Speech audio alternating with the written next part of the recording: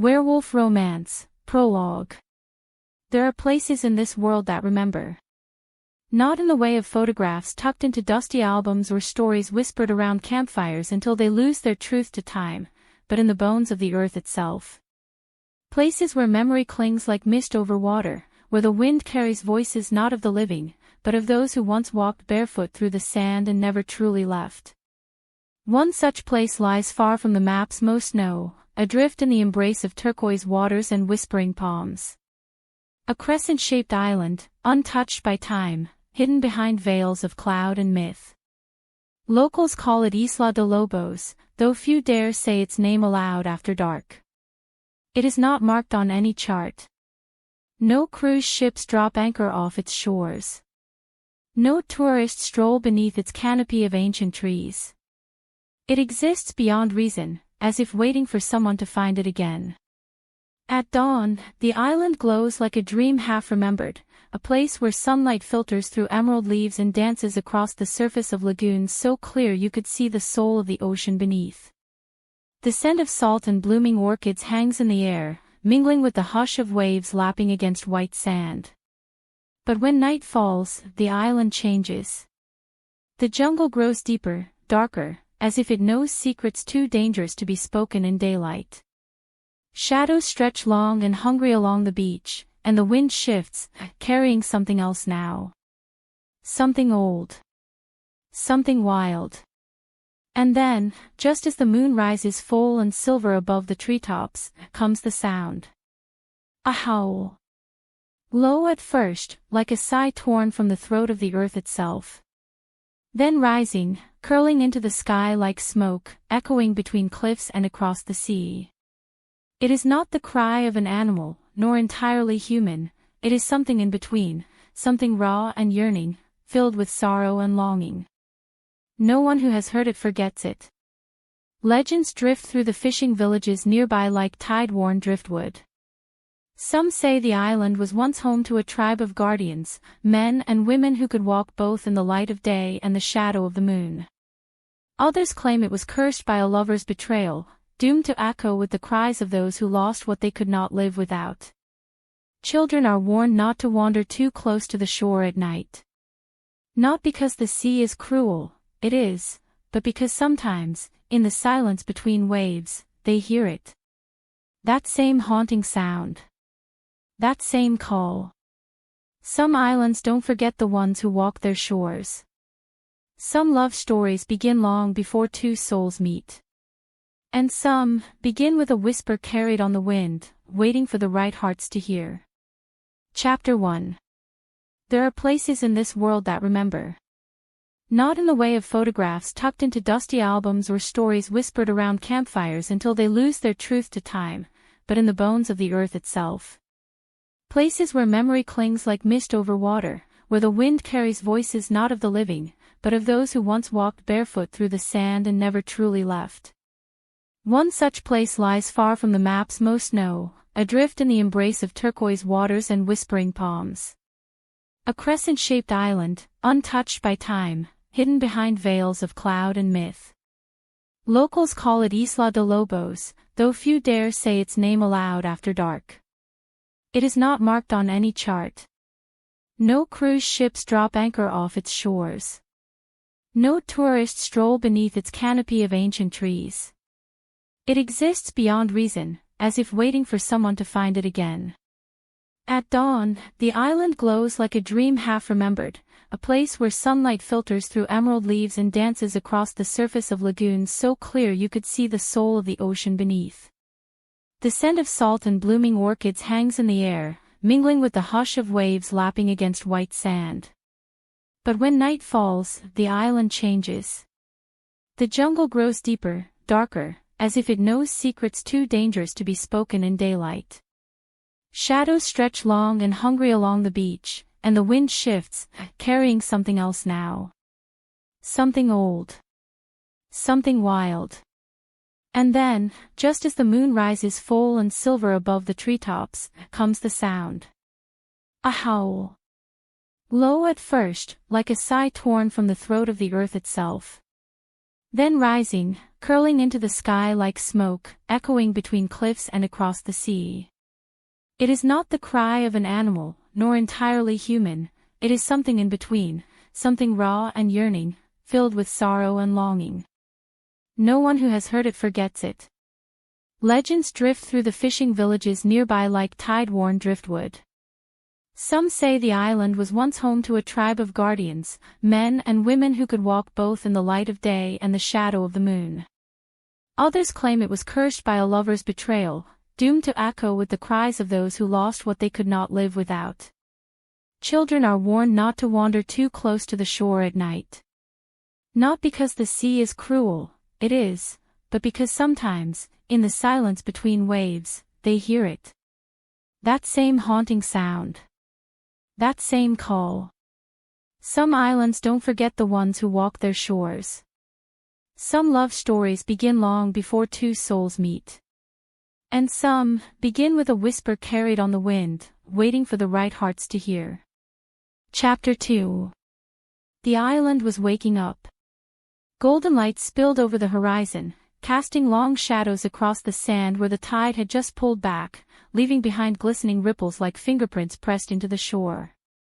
The scent of salt and orchids hung heavy in the humid morning air, mingling with the distant sound of waves breaking against unseen rocks. Rory Sinclair stood at the edge of the dock, her bare feet pressing into the worn wood planks, the hem of her white sundress clinging to her legs in the breeze. Her heart was still pounding from everything that had happened, the betrayal, the escape, the desperate decision that had brought her here. And now, standing before her, was the man who might be her salvation, or her doom. Sawyer Blake didn't look like someone who belonged to this world. He moved with the quiet confidence of someone used to being watched, but not seen. His dark hair fell into his eyes, half obscured by sleepless nights or secrets he refused to share. A faded t-shirt clung to broad shoulders, sleeves rolled up to reveal forearms dusted with old scars and newer bruises. He was tying off the last of the mooring ropes, muscles flexing beneath skin as if he were preparing for something more than just a simple departure. She cleared her throat. He didn't look up. "I need to get off this island," she said, voice steadier than she felt. Now. For the first time, his eyes met hers, dark brown, almost black, but with something flickering behind them. Something unreadable. "Right. Well, good luck with that then," he muttered, turning back to the boat. With quick, practiced movements, he coiled the rope and tucked it under the deck. Rory's pulse spiked. "You're leaving," she said, taking a step forward. "You can take me with you." He gave her a sidelong glance, one eyebrow arching slightly. "I don't recall agreeing to that." "You didn't say no either," she pointed out. His jaw tightened, and for a moment, she thought he might actually walk away without another word. Instead, he sighed and turned fully toward her. "Listen, sweetheart. I've got places to be. People looking for me. You showing up like this. That's not helping either of us." Her chin lifted. "I don't care about your problems. I just need to get off this island." He studied her, really looked at her, and for a heartbeat, something shifted in his expression. A flicker of recognition. Of understanding. But it passed quickly. "You don't even know where I'm going," he said, voice low. "Could be straight into another kind of hell. I'll take my chances." He shook his head. "You don't belong on a boat like this." "I don't belong on an island like this either," she countered. A beat of silence stretched between them, thick with unspoken things. Then he shrugged, muttering, "Suit yourself." Before she could respond, he was already moving, stepping onto the sleek white motorboat tied to the dock. It bobbed gently in the turquoise water, the sun catching on its polished hull. Rory hesitated only briefly before following. Her sandals slapped against the wooden slats as she climbed aboard, nearly toppling into the water when the boat rocked unexpectedly. Sawyer caught her wrist, steadying her with a grip that was firm but not rough. Careful, he warned. We're not exactly built for passengers. She pulled free. I can handle myself. He didn't respond, just gave her a look that suggested otherwise. As he adjusted the engine, Rory settled onto the bench near the stern, watching him work. He moved with purpose, every motion precise, as if he'd done this 1,000 times before. She should have felt relieved. She was getting off the island. Away from Martin. Away from everything that had shattered inside her when she saw him with another woman. But instead, she felt unsettled.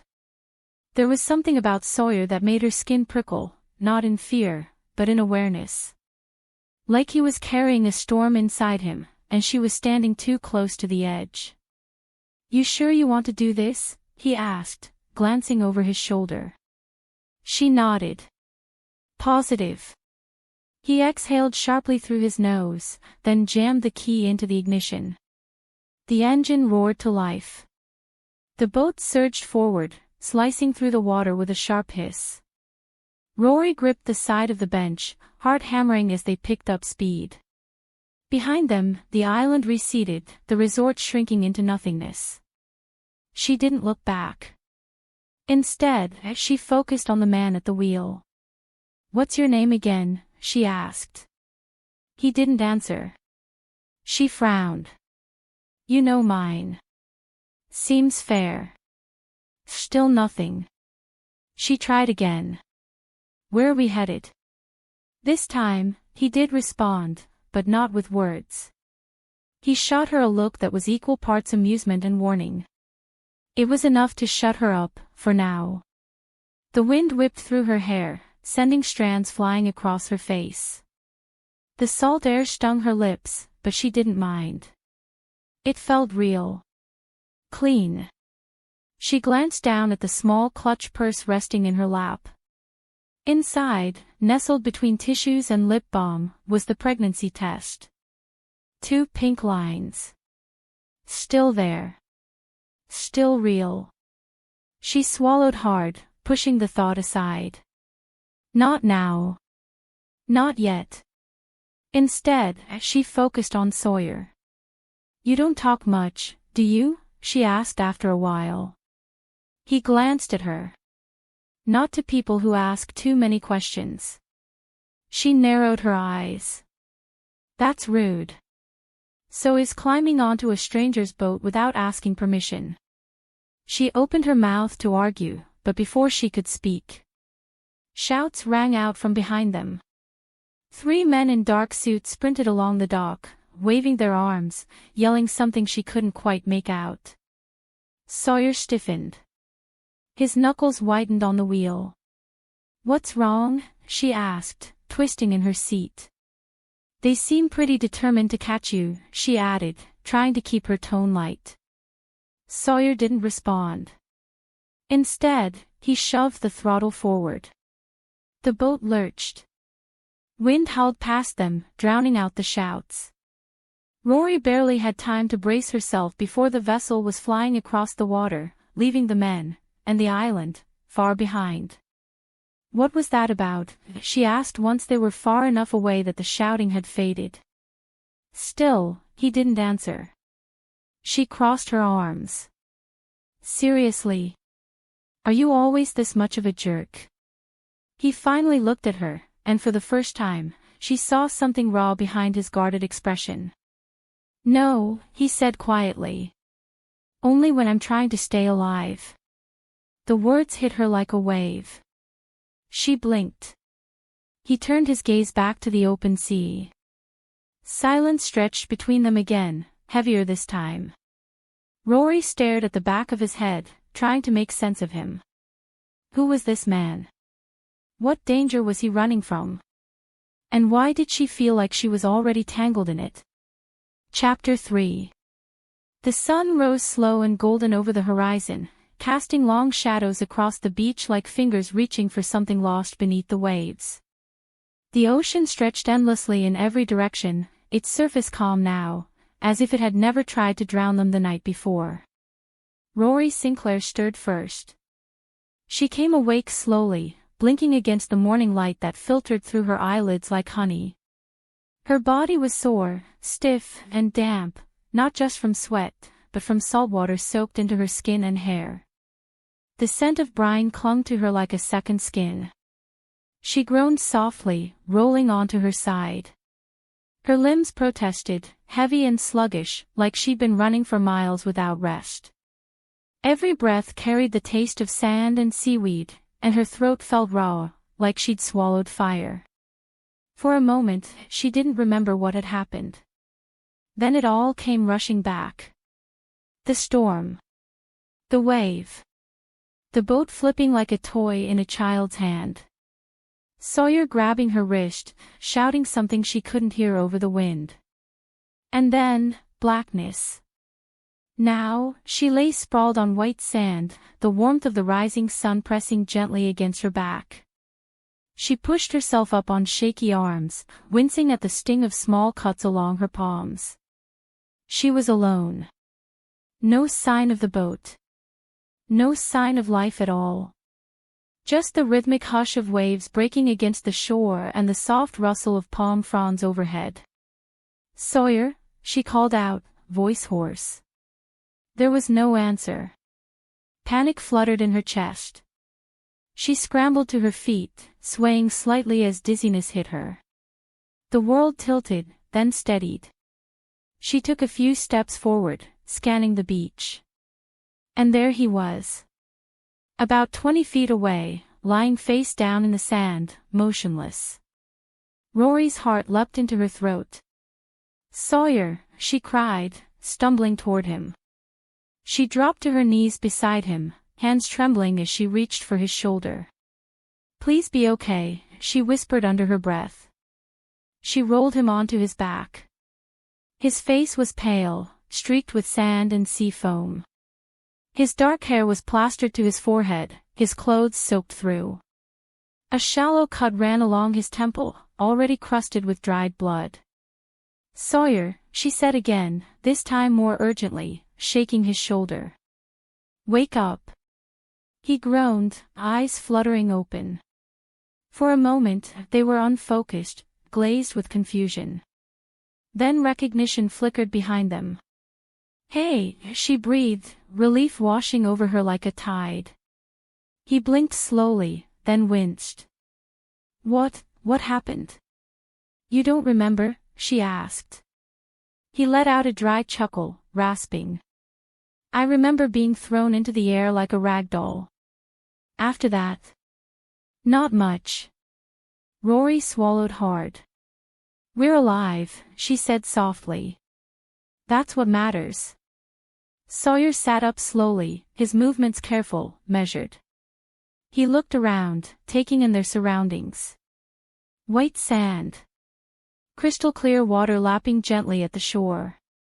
Tall palms swaying lazily in the breeze. But no signs of civilization. None. Not even smoke in the distance. "I think we're stranded," Rory said quietly. Sawyer gave her a sharp look. "You think?" She flinched at the edge in his tone. "I'm just saying what we both know," she muttered. He exhaled sharply through his nose, then stood, brushing sand off his jeans. "Let me check the wreckage." Rory followed him, watching as he walked down the beach, scanning the shoreline. He moved with purpose, despite how clearly exhausted he must have been.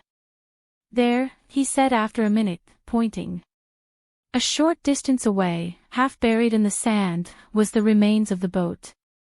It had washed up on the rocks, broken beyond repair. The hull was cracked, the engine missing entirely. Sawyer approached it cautiously, inspecting what little remained. "No radio," he muttered. "No emergency beacon. Nothing." Rory stepped closer. "Could we fix it?"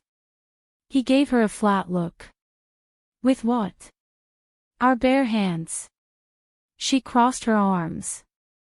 "Well, someone's in a good mood." He turned to her fully, jaw tight. "We're stuck on a deserted island, with no food, no clean water, and no way to call for help. I don't have the luxury of being in a good mood. She flinched again, but didn't back down. I didn't ask you to be cheerful. Just not so damn dismissive. He stared at her for a beat, then shook his head. Look, I'm trying to figure out how to keep us alive. You can either help or stand there and complain. Rory squared her shoulders. I'm not complaining. I'm asking what we do next. He sighed, rubbing a hand over his stubbled jaw. We find shelter. Look for water. Try to signal any passing boats. And then what? She asked. He glanced at her. Then we survive until someone finds us. Rory nodded, though unease settled in her stomach. She wasn't used to feeling helpless. She was always the one who could talk her way out of anything, charm people into helping her. But here, on this island, none of that mattered. Only survival did. They spent the next hour salvaging what little they could from the wreckage. Sawyer found a flare gun, a couple of empty water bottles, and a small first aid kit. It wasn't much, but it was something. As they worked, Rory kept glancing at him, studying the way he moved, efficient, focused, almost animalistic in his precision. She caught herself watching the way his muscles tensed when he lifted something heavy, the way his brow furrowed when he thought too hard. It was strange, how easily she trusted him, even now, even after everything. Maybe because he was the only person left. Or maybe because something about him made her feel safe, even when everything else screamed danger. When they finished gathering supplies, Sawyer led her further inland, where the trees provided shade and a sense of enclosure. We'll set up camp here, he said. Rory looked around. This is kind of random. It's shaded. Close enough to the beach to see any boats that might pass. And far enough inland that we won't get swept away by another storm. She frowned. Another storm. He gave her a grim look. Islands like this get hit sometimes. We need to be prepared. She shivered, despite the heat. What about food? She asked. We'll find some, he said simply. How? We hunt. Fish. Gather fruit. Whatever we can find. She blinked. You make it sound easy. He smirked. Survival isn't easy. But it's possible. She watched him for a moment, then asked, why are you so good at this? He paused, meeting her gaze. Because I've done it before. Before she could press him further, he turned away, already moving toward the tree line. I'm going to scout the area, he said. Stay here. Don't wander off. She scoffed. I'm not a child. No, he said, voice low. But this place isn't safe. And with that, he disappeared into the jungle. Rory stood alone, the silence settling around her like a thick fog. She should have felt relieved. They were alive. That was the most important thing. But instead, she felt trapped. Trapped on an island with no escape. Trapped with a man who seemed to carry secrets heavier than the ocean itself. By midday, Sawyer still hadn't returned. Rory paced near the makeshift camp, arms crossed tightly over her chest.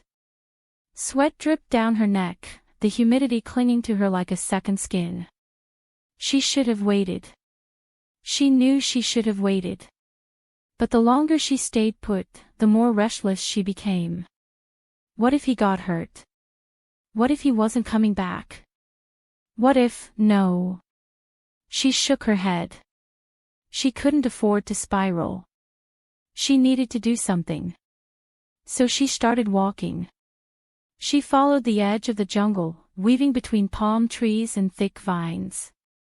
The air grew heavier as she moved deeper, the sunlight filtering through the canopy above in shifting patterns. Birds chirped somewhere unseen, their calls echoing through the trees. The jungle was alive. And yet, eerily silent. She pressed forward, pushing aside branches and stepping over roots. After about 20 minutes, she stopped. She had no idea where she was. The beach was gone. The camp was gone. All she saw was green. She turned in a slow circle, pulse beginning to race. "Great," she muttered. "Way to go, Rory." She took a deep breath, forcing herself to stay calm. She retraced her steps, hoping to find familiar landmarks. Nothing looked familiar. The panic crept in. She stumbled over a root, catching herself just in time. "Okay," she whispered to herself. "Okay, okay." She closed her eyes for a moment, grounding herself. Then she heard it. A sound that made her freeze. Low. Guttural. Growling. She spun around. And froze. Standing a few feet away was a massive black wolf. Its fur gleamed in the dim light, silver-tipped. Its eyes, golden, sharp, intelligent, locked onto hers. It didn't move. Didn't growl. Just watched. Rory's breath caught in her throat. She remembered every horror movie she'd ever seen. Every warning about wild animals. Every reason why this should terrify her. But somehow, it didn't. Something about the way the wolf stood, calm, curious, made her hesitate. She took a cautious step forward. The wolf didn't retreat. Instead, it tilted its head. Like it was, assessing her. Hi," she whispered, unsure why she was talking to a wild animal. The wolf blinked. Then, to her complete shock, it took a step toward her. Rory's heart pounded. She wanted to run. But something held her in place. "You're not going to eat me, are you?" she asked, voice barely above a whisper. The wolf snorted. Like it was amused. Rory blinked. "This is insane," she muttered. "I'm talking to a wolf." The wolf took another step closer. She noticed something odd. It wasn't afraid of her. It didn't seem aggressive. In fact, it reminded her of someone. Someone tall, brooding, with golden eyes and a temper. She swallowed hard. "You remind me of Sawyer," she said aloud. The wolf stilled. Then, slowly, it turned, and began walking away. Looking back once. As if waiting for her to follow. Rory hesitated. Then, against every rational instinct screaming at her to turn back, she followed the wolf. Chapter 4. Night fell over the island like a velvet shroud, soft and heavy, carrying with it the scent of damp earth and salted air. The fire crackled low at the edge of camp, casting flickering shadows across the trees that stood like silent sentinels around them. Somewhere beyond the tree-line, the jungle whispered secrets in the hush of wind through leaves, and the occasional cry of unseen birds echoed into the darkness. Rory sat cross-legged near the fire, arms wrapped around her knees, staring into the flames as if they held answers she couldn't find anywhere else. She was still shaking. Still trying to make sense of what had just happened. Because she hadn't imagined it. She knew she hadn't. The black wolf, massive, intelligent, almost human in its gaze, had led her back here. Through the tangled undergrowth, past vines thick as rope and roots that could trip even the surest foot. It had paused often, looking back, waiting for her to follow. And when she finally stumbled into the clearing where their makeshift camp lay nestled beneath the palms, it had simply turned and vanished into the dark. No growl. No bite. Just gone. And yet, as she sat there now, watching the fire dance, she could still feel those golden eyes on her. Like they were watching her still. Behind her, Sawyer moved quietly through the camp, tending to the fish he'd speared earlier that day. He flipped one over the open flame with practiced ease, his hands steady, his jaw tight. He hadn't said much since she got back. In fact, he hadn't really looked at her either. "Sawyer," she said softly, breaking the silence. He didn't respond. She tried again. "I'm serious. I saw a wolf." That got his attention. He turned slowly, brow furrowed, expression unreadable. "A wolf," he repeated flatly. "Yes," she insisted. "A big one. Black fur. Golden eyes. And it helped me." Sawyer gave her a look, one part skepticism, one part something darker. "You think I'm making this up," she said, more statement than question. "I think you've been out in the sun too long," he muttered, turning back to the fire. "Or maybe you hit your head when you fell." Rory frowned. "You don't believe me." "No," he corrected, voice low. "I believe you saw something. Doesn't mean it was real." "It was real," she snapped, standing now, frustration rising like steam in her chest. "It saved my life. I would have been lost in that jungle forever if it hadn't found me." Sawyer exhaled sharply through his nose, rubbing a hand down his face. "Listen, Rory," he said, his tone quieter now, almost gentle. "This place does things to people. Makes them see things. Hear things. You're tired. Dehydrated. You probably hallucinated." She crossed her arms. "I know the difference between a hallucination and reality." He met her gaze then, steady, unflinching, and for a heartbeat, something flickered behind his eyes. Something sharp. Alert.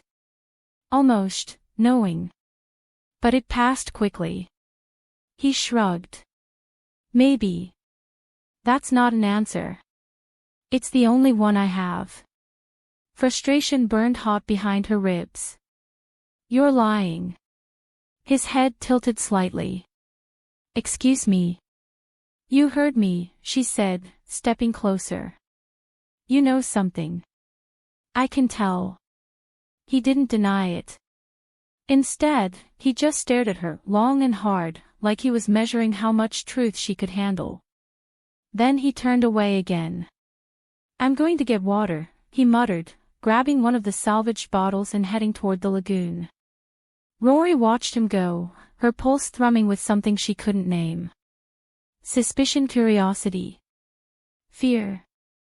All three. She didn't know. What she did know was that she wasn't imagining things. The wolf had been real. And Sawyer knew more than he was letting on. The night deepened. The fire dimmed. Somewhere beyond the camp, the jungle stirred with unseen life, rustling leaves, distant chirps, the occasional snap of a branch underfoot. Rory lay beneath the thin blanket they shared, listening to the rhythm of the island, the steady hush of waves against the shore, the whisper of wind through palm fronds overhead. She should have been exhausted. She was exhausted. But sleep eluded her. Her mind kept circling back to the wolf. To the way it had looked at her. To the way it had known her. She shifted on the sand, pulling the blanket tighter around her shoulders. The stars above were bright, scattered like diamonds across a black canvas, but she barely noticed them. Her thoughts were elsewhere. Back in the jungle. With the wolf. She closed her eyes. And drifted. Then, a sound. Low. Guttural. Soft. A howl. Not loud. Not close. But unmistakable. Rory's eyes flew open. She sat up slowly, heart hammering in her chest. The fire had died to embers. Sawyer was gone. Only the jungle remained. And the echo of that haunting call. She swallowed hard. It came again. Further off this time. As if retreating. She listened, breath caught in her throat. Something about that sound made her stomach twitch, not in fear, but in longing. Strange. Unexplainable. Like the island itself was calling her name. She pulled her knees to her chest, wrapping her arms around them. And waited. Waited for the howl to come again. Waited for the jungle to speak. Waited for the truth to reveal itself. The next morning, the sky was pale blue, streaked with wisps of white clouds that melted into the horizon. The ocean stretched endlessly before them, calm and deceptively peaceful. Rory woke to the smell of smoke and the sound of movement. She blinked against the morning light, disoriented for a moment. Then she remembered. The wolf. The howl. Sawyer's silence. She sat up quickly, scanning the clearing. He was already up.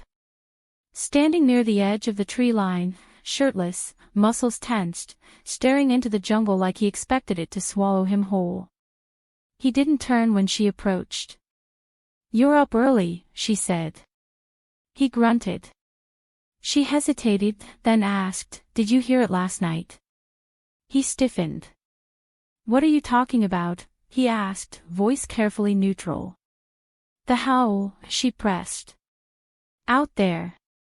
In the trees." For a long moment, he didn't answer. Then he exhaled, slow and measured. "Yeah," he said finally. "I heard it." She studied him, searching for cracks in his mask. "There's something you're not telling me," she murmured. He glanced at her then, just a flicker of his gaze, but it was enough. There was something in his eyes. Wariness. Grief. A wall built so high it might never be scaled. He turned away. "I told you," he said. "This place plays tricks on people." "And you don't play tricks," she shot back. He froze. She stepped closer. "You know something about the wolf," she said, voice quiet but firm. "Don't you?" He didn't answer. Instead, he walked away, leaving her alone with the fire and the questions that refused to stay buried. By midday, the heat was oppressive. The kind that clung to skin and made every breath feel heavier. Rory followed Sawyer deeper into the jungle, determined to prove she wasn't imagining things. They were searching for fruit, or so he claimed. But she suspected he was running again. From her. From the truth. From whatever secret he carried like a stone in his chest. She stayed close, watching him carefully. Every movement, every glance. He moved differently today, tense, alert, as if expecting something. Waiting for something. Or someone. They reached the lagoon. Water sparkled in the filtered sunlight, the waterfall cascading down in a gentle rush. Birds called overhead, flitting between branches. Rory knelt by the water's edge, cupping some in her hands and bringing it to her lips. Cool, sweet, life-giving. She looked up. Sawyer was watching her. Not with hunger. Not with amusement. But with something else entirely. Something raw. She frowned. "What?" she asked. He shook his head. "Nothing." She stood. "It's not nothing." He looked away. His voice was rough, uneven. "You remind me of someone." Rory's breath caught. Camilla. Of course. The woman who haunted his dreams.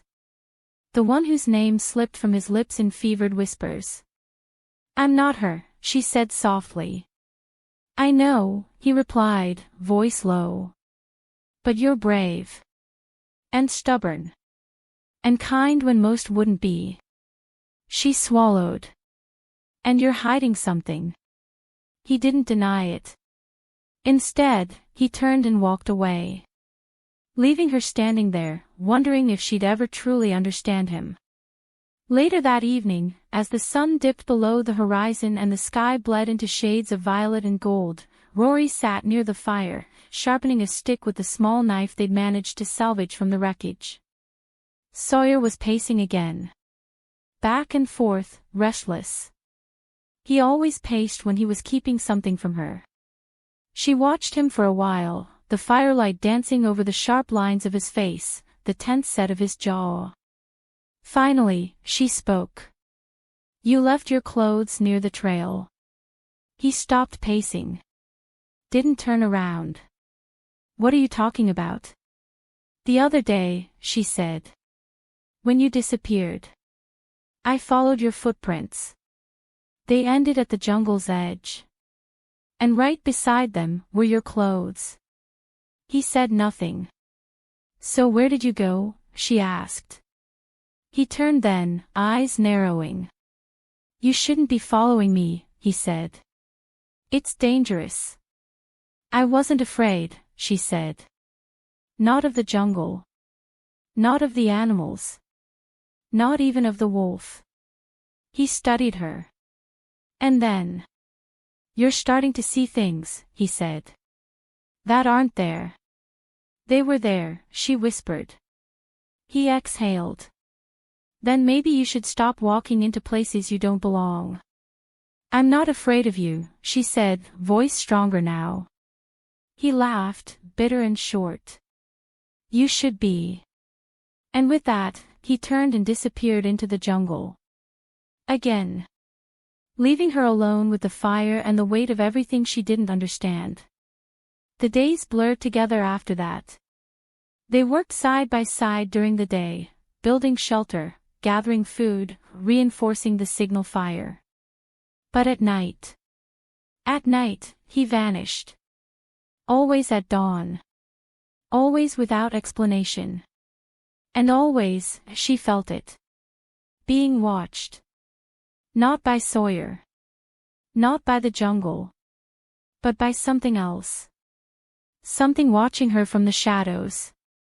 One morning, she woke to find him gone again. She rose slowly, stretching sore limbs, brushing sand from her skin. The jungle loomed ahead. She stepped forward. And followed the path he always took. She moved quietly, careful not to disturb the leaves beneath her feet. The air grew thicker as she walked, the sounds of the island fading into something deeper, older. Then she saw it. A pile of clothes. Folded neatly at the base of a tree. Sawyer's. She crouched beside them, fingers brushing fabric. Cold. Fresh. Left not long ago. Her pulse quickened. She looked up. And froze. Movement. A blur of shadow. Black fur. Golden eyes. The wolf. It stood just beyond the clearing, watching her. Silent. Still. Unafraid. She took a step forward. It didn't run. Didn't growl. Just watched. She swallowed hard. "You again," she whispered. The wolf tilted its head. And for a moment, something inside her clicked. She thought of Sawyer. Of his absences. Of the way he always returned from the jungle smelling faintly of earth and musk. Of how he seemed to know the island better than anyone should. Of how he healed faster than any man should. Of how his eyes sometimes flashed with something primal. Impossible. Unthinkable. But the pieces were falling into place. And suddenly, terrifyingly, she understood. Her breath caught. "You're him," she whispered. The wolf blinked once. Then, slowly, deliberately, it turned and padded silently into the trees. Vanishing.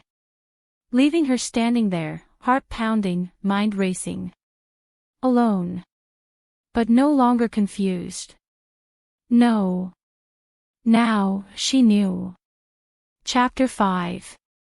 Not the kind that came from comfort or familiarity, but one born of necessity. Survival. Routine. And something deeper, quieter, more dangerous. It was there in the way they moved around each other, closer than before, but still careful. Still testing boundaries like two wolves circling the same piece of meat, unsure whether to fight or share. Rory Sinclair stood barefoot on the sand, arms crossed over her chest, watching as Sawyer Blake dragged another palm log into place. He was shirtless again, sweat glistening along the sharp lines of his back, muscles flexing beneath skin with every movement. His jeans were torn at the knee, his boots caked in mud. He looked like a man who belonged to no world but this one. She hated how much she liked it. "You're doing that thing again," he muttered without looking up. "What thing?" she asked innocently. "That staring thing." "I wasn't staring." He glanced at her then, brow raised. "You were definitely staring." She huffed, rolling her eyes. "I was assessing." "Assessing what?" "How many splinters you've managed to get since yesterday." He smirked, tossing the log onto the growing pile. "You could always help instead of standing there making commentary." "I'm helping," she said, lifting the bundle of fronds in her arms. "See? Palm leaves. For the roof." He gave her a look, one part amusement, one part skepticism. "Sure. Let's go with that." She narrowed her eyes. "You know, for someone who saved my life, you sure do have a problem being nice to me." Sawyer exhaled sharply through his nose, wiping sweat from his brow. "I don't do nice." "No kidding." He turned back to the structure they were building, a crude shelter made of salvaged driftwood, flattened tin from the boat wreckage, and layers upon layers of woven palm fronds. It was their version of home now. And like everything else between them, it was taking shape slowly. With effort. With friction. They worked side by side, neither speaking for a while, just listening to the sound of wind rustling through the trees and the distant crash of waves against the shore. It was the first time they'd built something together. And it felt intimate. Not in the way of kisses stolen under moonlight or whispered confessions shared in the dark. But in the way of silence filled with understanding. Of shared labor. Of trust earned in small, steady moments. When the frame was finally stable enough to hold weight, they sat down beside it, backs resting against the rough wood, watching the sun dip low over the horizon. Rory pulled her knees to her chest, tucking her chin behind them. "I used to think survival would be the hardest part," she admitted after a long pause. Sawyer didn't answer right away. Instead, he reached for the half-empty water bottle beside him, took a sip, and let the silence stretch. Finally, he said, "What changed your mind?"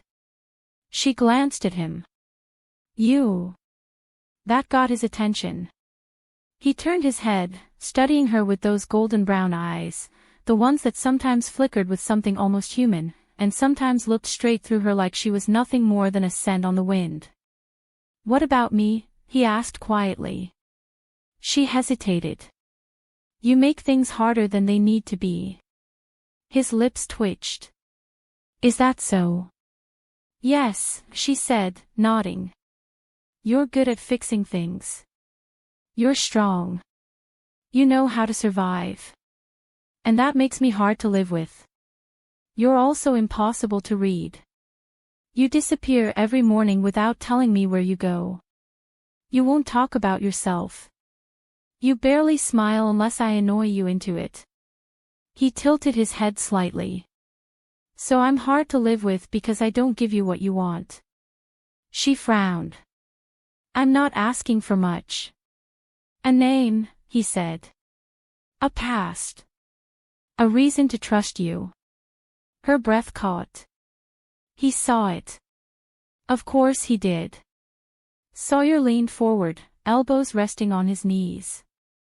"You want honesty. Try earning it." She swallowed hard. "I thought we already had that." "We have proximity," he corrected. "Not trust." She opened her mouth to argue, but closed it again when she realized he was right. They had survived together. They had bled together, cried together, fought off snakes in quicksand and storms together. But she still didn't know who he really was. And he didn't seem willing to tell her. By the third day, the shelter was nearly complete. It was sturdy, if unimpressive, just enough to keep the rain off their heads and the wind from biting too deeply at night. They slept inside it now, tucked close together for warmth. Not out of affection, at least, not yet, but out of necessity. The nights were cold. The days were hot. And the space between them was charged with something neither of them dared name. One morning, as the sky was turning from indigo to soft gold, Rory woke to an empty space beside her. Again. She blinked against the dim light filtering through the fronds overhead, disoriented for a moment. Then she remembered. Sawyer always disappeared before dawn. Like clockwork. She sat up slowly, rubbing sleep from her eyes. Outside, the jungle was waking up. Birds called to each other in the distance. The ocean whispered secrets only the trees understood. She stepped outside, stretching stiff limbs. The fire pit was cold. No sign of him anywhere. She walked toward the tree line, scanning the beach. Nothing. Just the endless blue of the sea and the whisper of wind through the palms. She told herself not to follow him. She told herself not to care. But curiosity had always been her weakness. And something about Sawyer's disappearances gnawed at her, like a puzzle missing its final piece. So she followed the path he always took. Through the trees. Past the lagoon. Deeper into the jungle than she ever dared go alone. And then. She found them. Folded neatly at the base of a tree. His clothes. Clean. Fresh. Left behind like he'd simply vanished. Her pulse kicked up. She looked around. Listened. Nothing. Just the soft rustle of leaves. And then. A sound. Low. Guttural. Animalistic. From somewhere beyond the clearing. Her breath hitched. She wanted to turn back. She should have turned back. But instead, she pressed forward. Branches slapped at her arms. Vines tangled with her ankles. The air grew heavier, thicker. And then. Movement. Fast. Dark. A blur of shadow and muscle. She stumbled back. And froze. There, just beyond the undergrowth, stood the black wolf. Golden eyes locked onto hers. Watching. Waiting. Familiar. Too familiar. Her heart thundered in her chest. You again, she whispered. The wolf didn't move. Didn't growl. Just stared. Like it knew her. Like it was him. And suddenly, the pieces clicked into place. Her breath came fast and shallow. No, she murmured. No, that's not possible. The wolf blinked once. Then turned, and disappeared into the trees. Leaving her standing there, trembling, with the truth curling like smoke around her thoughts. Days passed. Tension simmered. Rory didn't confront him. Not yet. But she watched him more closely. She noticed the way he seemed to sense danger before it arrived. The way he healed faster than any man should. The way he flinched when she mentioned the wolf. She kept her suspicions buried, but they festered beneath the surface, waiting for the right moment to erupt. In the meantime, they fell into a routine. They gathered food. Built better traps. Hunted fish with spears. Learned to read the island the way it read them. They argued constantly. About everything. Where to set up camp. How to reinforce the roof. Whether to use dry grass or moss for bedding. You can't just lie on the ground like some kind of animal, she snapped one afternoon, hands on her hips. He smirked. Wouldn't be the worst fate. She glared at him. You're insufferable. And you talk too much. She threw a handful of grass at him. He caught it easily, raising an eyebrow. She rolled her eyes and walked away. But later that evening, when she sat beside him near the fire, feeding it small twigs, she said softly, "You never told me why you left the resort." He didn't look at her. Just tossed a stick into the flames. It wasn't exactly a vacation destination for me either. But you were there. He nodded. I was hiding. From who? All kinds of people. She waited for more.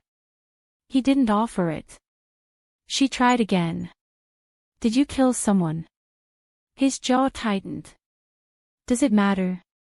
It does to me. He turned to face her fully then, expression unreadable. Why? She swallowed. Because I want to understand you. You don't want to understand me, he said quietly.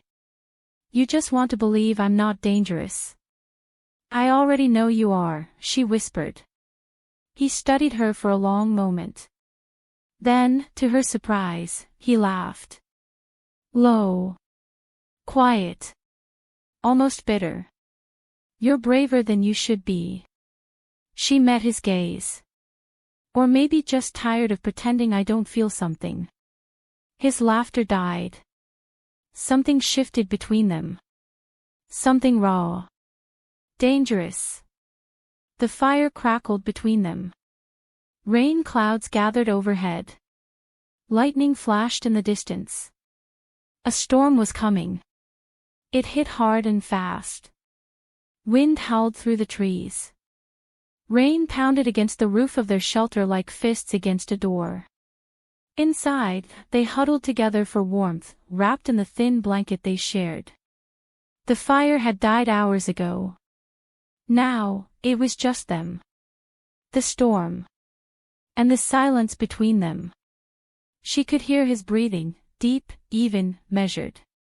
She could feel the heat of his body next to hers. And she could feel the pull. That slow, inevitable draw towards something she hadn't allowed herself to imagine. Until now. He turned his head slightly, catching her watching him. She didn't look away. You're thinking again, he said, voice gravelly. She smiled faintly. Is that a crime now? It should be, he muttered. It always ends badly. She nudged him gently with her shoulder. Maybe not this time. His gaze lingered on her. Then, slowly, deliberately, he reached out and brushed a lock of hair from her face. Her breath caught. His fingers lingered longer than necessary, tracing the curve of her cheekbone. And then. A flash of lightning lit the shelter from within. Thunder cracked like a gunshot. Rory gasped, startled. Sawyer pulled his hand away like he'd touched fire. Silence stretched thick between them. He cleared his throat. You should sleep. She blinked. You don't want to talk about that. There's nothing to talk about. There is, she insisted. He shook his head.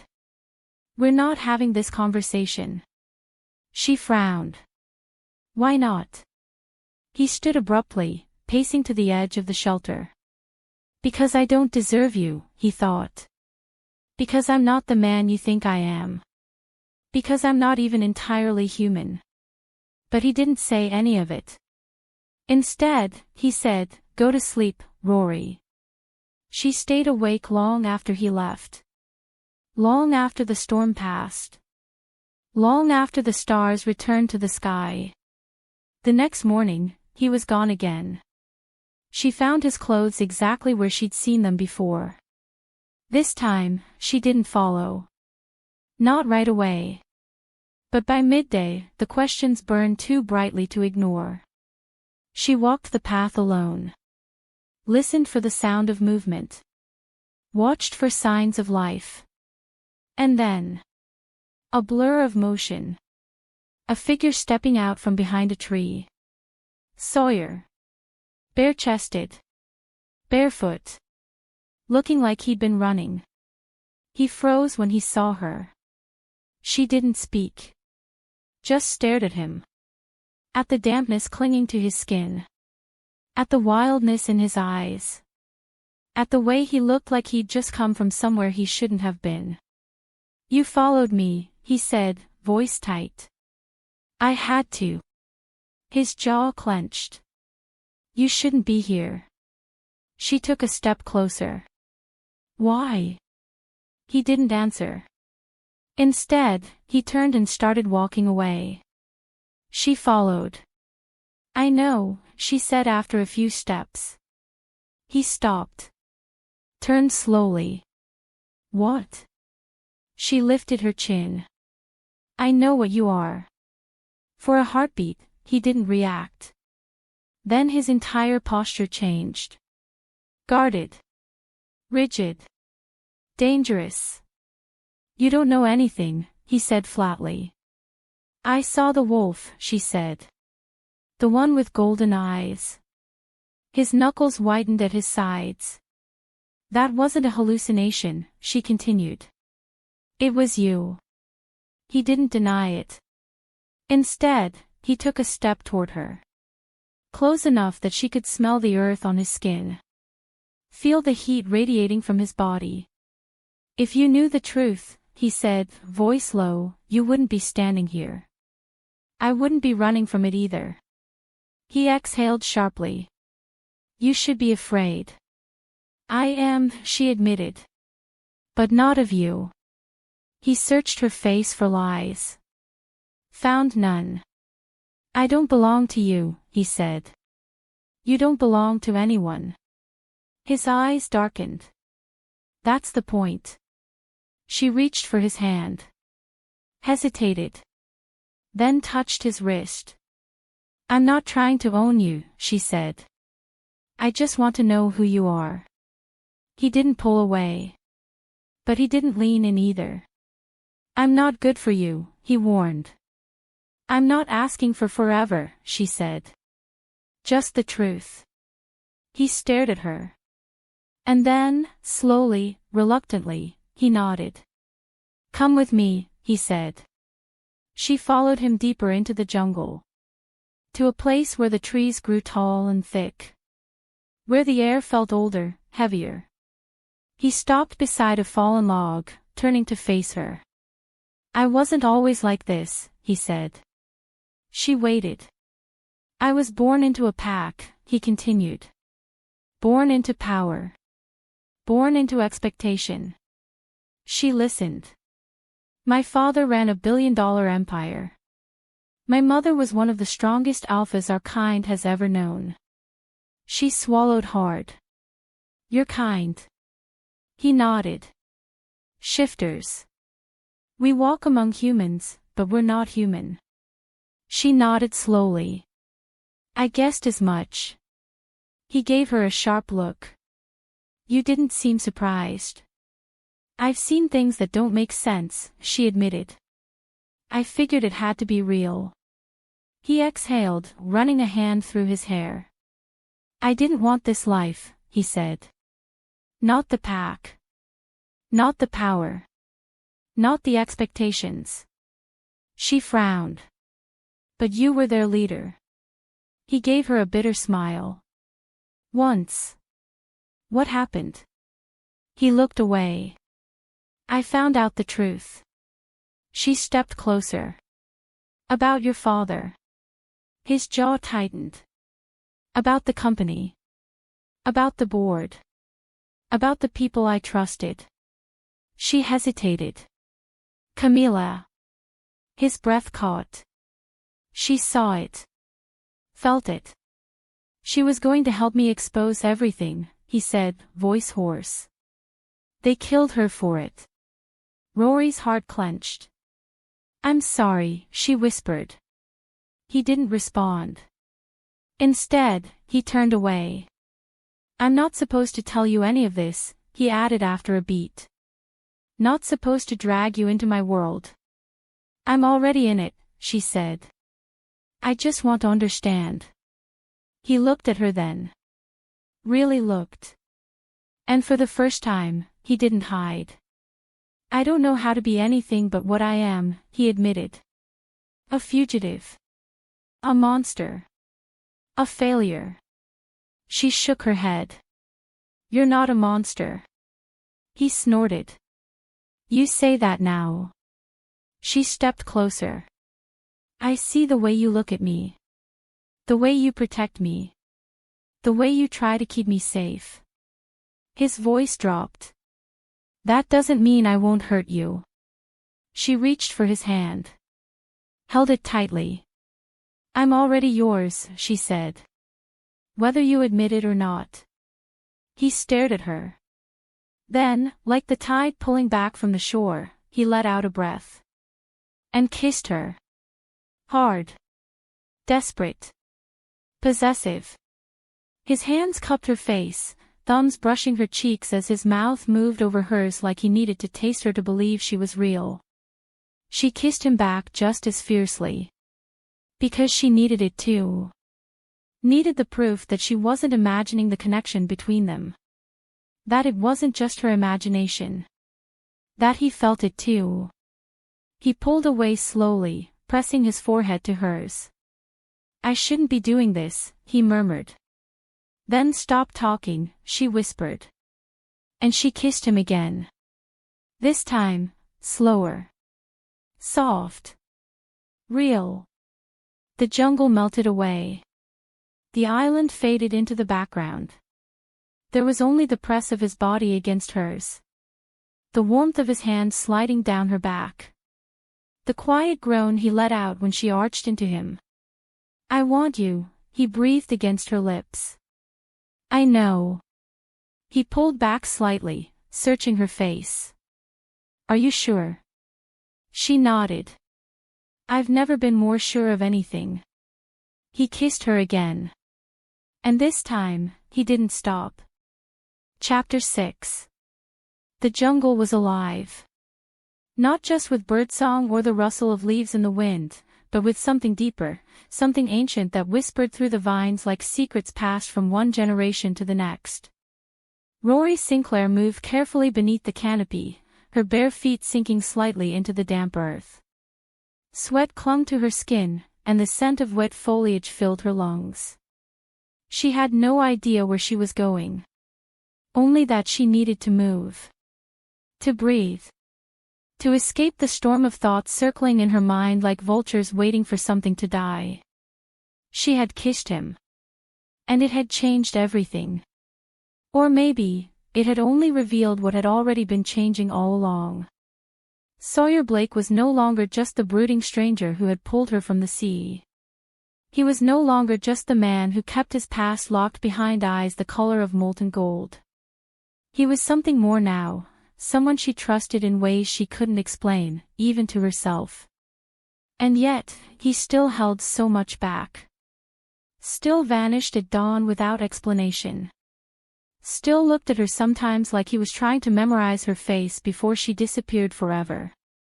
She pushed aside a low-hanging branch, stepping into a clearing where sunlight filtered down in soft beams, catching on droplets of moisture clinging to spiderwebs. For a moment, she stood there, letting the warmth wash over her. Then her foot sank. It happened fast. 1 second she was standing in the light. The next, she was falling.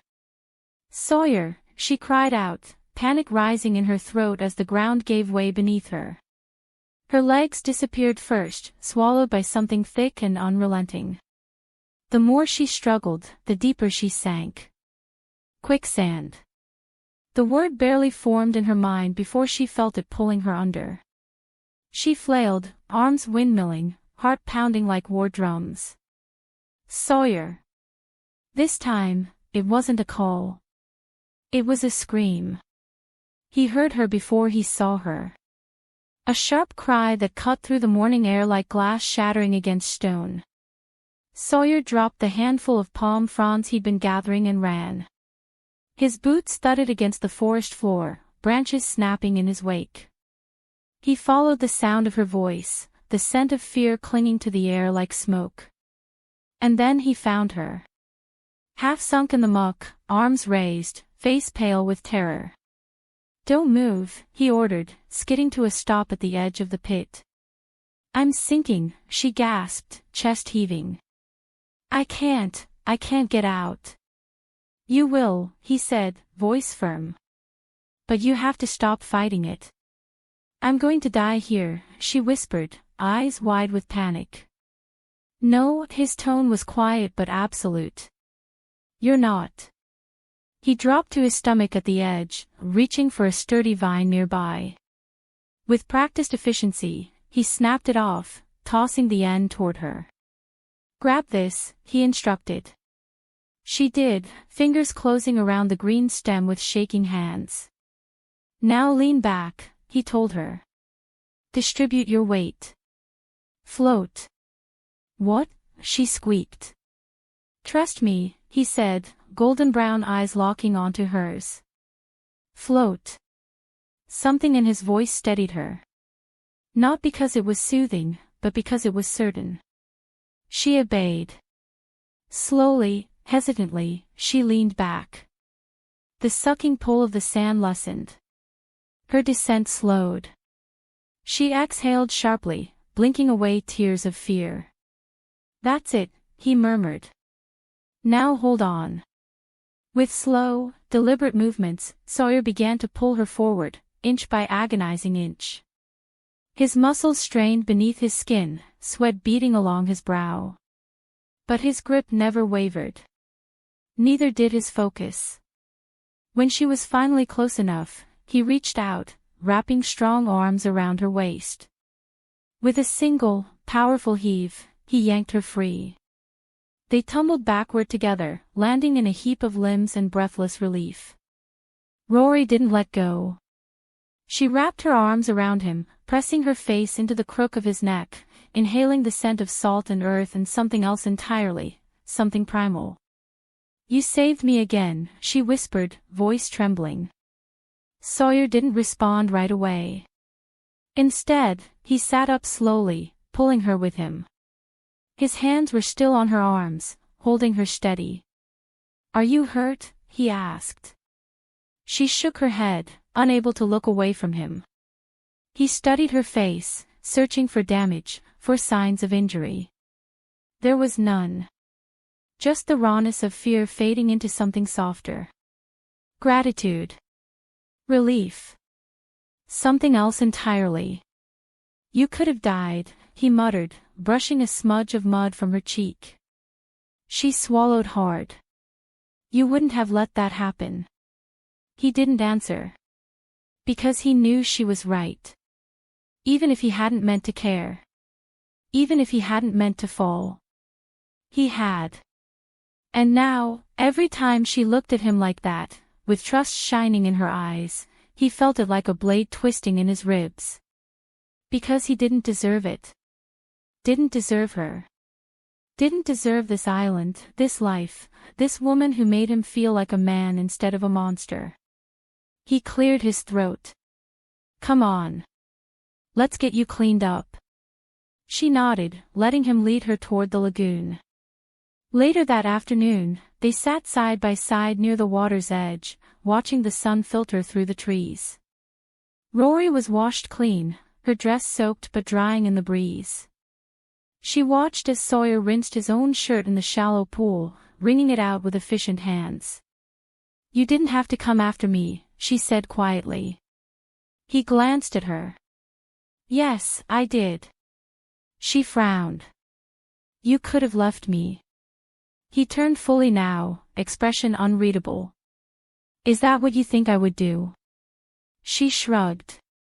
"You disappear every morning without telling me where you go. You don't talk about yourself. You barely smile unless I annoy you into it." He smirked slightly. "You do that often." She rolled her eyes. "I'm serious. You make things harder than they need to be." He sighed, sitting beside her. Survival isn't easy. It doesn't reward sentimentality. And yet, she said, tilting her head, you keep saving me. He met her gaze then. And for once, he didn't look away. I told you, he said softly. You're not someone I walk away from. She blinked. That was the closest thing to affection he'd ever given her. And somehow, it hit harder than any kiss. The days that followed were quieter. The silence between them no longer felt like distance. It felt like understanding. Like the space between two people who were learning how to stand together. They worked side by side, building better shelter, reinforcing the signal fire, collecting food and fresh water. Sawyer showed her how to start a fire using nothing but dry leaves and a rock struck against metal. She failed more times than she could count. But each time, he corrected her. Patiently. Carefully. Never mocking. You have to listen to the fire, he told her one evening as they sat near the flames. Watch how it moves. How it breathes. She tilted her head. You talk about fire like it's alive. He looked at her, something unreadable in his eyes. Everything is alive, in its own way. She didn't ask what he meant. She was starting to understand. One afternoon, he taught her how to fish. He fashioned a spear from sharpened wood, demonstrating how to angle it beneath the surface of the water. Fish see differently underwater, he explained. You have to aim lower than you think. She watched him, fascinated. He moved with a kind of precision born of experience, silent, swift, deadly when necessary.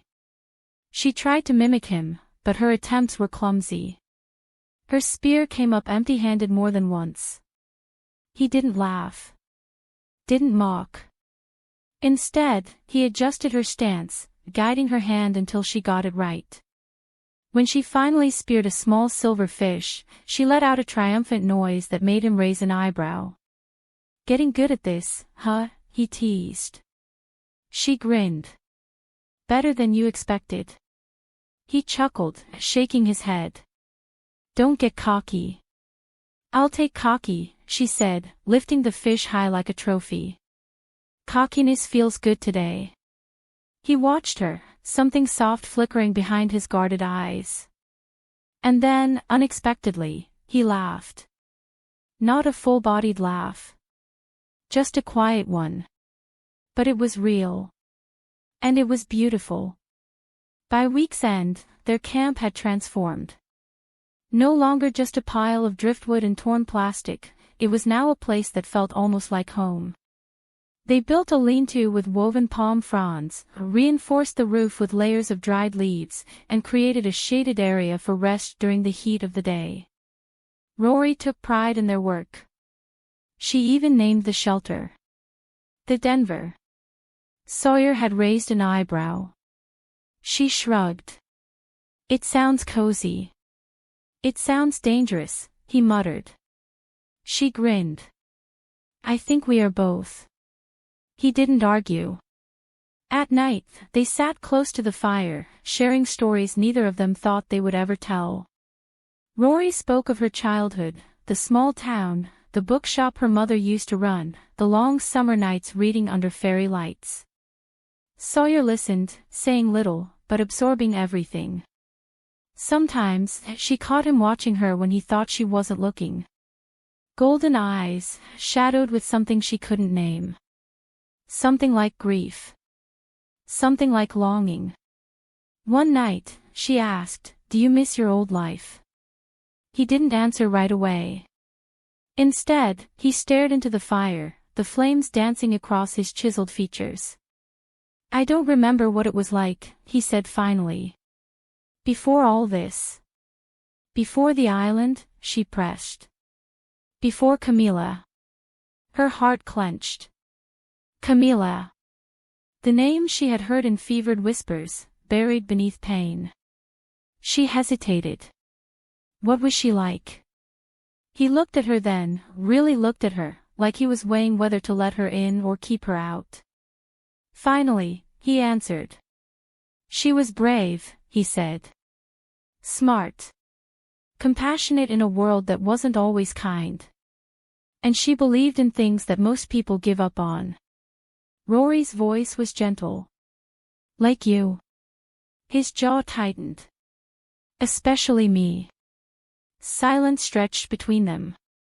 Then he added, she was the only person who ever truly understood me. Rory swallowed hard. And now she's gone. He closed his eyes briefly. When he opened them, they were darker, edged with something she couldn't quite name. She was taken from me, he said simply. And I let it happen. Rory didn't speak. She just reached out. Her fingers brushed his wrist. A simple touch. But it said everything. She stayed awake long after he fell asleep. Watching him. Listening to the rhythm of his breathing. Feeling the weight of the truth settle in her chest. She didn't know how to fix what he carried inside him. But she wanted to try. One morning, he woke to find her gone. He sat up abruptly, scanning the camp. Empty. His pulse spiked. He rose quickly, moving toward the tree line. Rory, he called. No answer. He followed the trail she always took, toward the lagoon. He found her kneeling at the water's edge, washing clothes, humming softly to herself. She looked up when he approached, surprised. You scared me, she admitted. I thought something happened. I just wanted to be useful, she said, wringing out a piece of fabric. You do everything. I wanted to help. He crouched beside her, taking the cloth from her hands. You don't have to prove anything to me, he said quietly. She frowned. I wasn't trying to. He studied her for a long moment. Then, without a word, he reached into his pocket and pulled out a gnarled root. Chew this, he said, handing it to her. She wrinkled her nose. What is it? Ginger, he replied. Helps with nausea. Her eyes widened. How did you know? She asked, voice barely above a whisper. He looked away. I've seen it before. She didn't press. Instead, she bit into the root. It was bitter. But grounding. And oddly comforting. She smiled faintly. Thank you. He nodded. You're welcome. And just like that, another wall cracked between them. As the days passed, the rhythm of their survival became something more. They learned to read each other's silences. To anticipate each other's needs. To share glances that lingered too long. To brush hands accidentally, then leave them there. Rory caught herself watching him more often than she should have. The way his muscles flexed when he lifted heavy logs. The way he frowned when he thought too hard. The way he hummed sometimes when he thought she wasn't listening. And at night? At night, she dreamed. Of golden eyes. Of a wolf watching her sleep. Of a man who belonged to two worlds, and fit in neither. She woke with his name on her lips more than once. And each time, she pretended it hadn't happened. Even though he always seemed to know. It rained the following afternoon. Hard. The sky broke open like a wound, drenching the island in sheets of warm water that soaked into their skin and dripped from their hair. They retreated to the shelter, huddled beneath the thin blanket they shared. The rain drummed steadily against the roof, filling the air with the scent of wet earth and salt. Rory sat cross-legged beside him, arms wrapped around her knees. He sat with his back against the wooden frame, staring out at the ocean. She studied him in profile, the sharp lines of his jaw, the stubble darkening his chin, the way his shoulders tensed when he thought too long. You know, she said softly, breaking the silence. You don't have to carry everything alone. He didn't look at her. I don't carry everything, he said. She scoffed. You carry everything. He exhaled through his nose, not denying it. After a beat, he asked, why do you stay? She blinked. What? You could have walked away a long time ago, he said. But you didn't. She considered his words. I stayed, she said, voice quiet, because I see you. He looked at her then. Really looked. And for once, he didn't hide.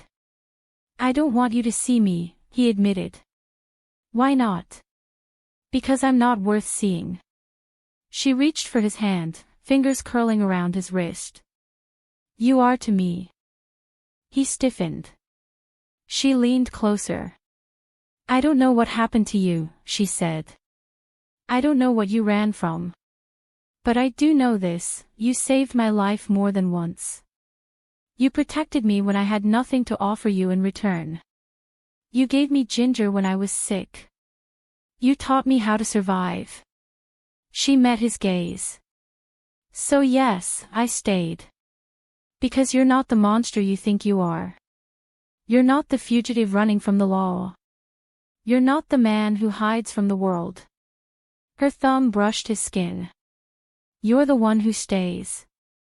He didn't move. Didn't speak. But something shifted in his eyes. A crack.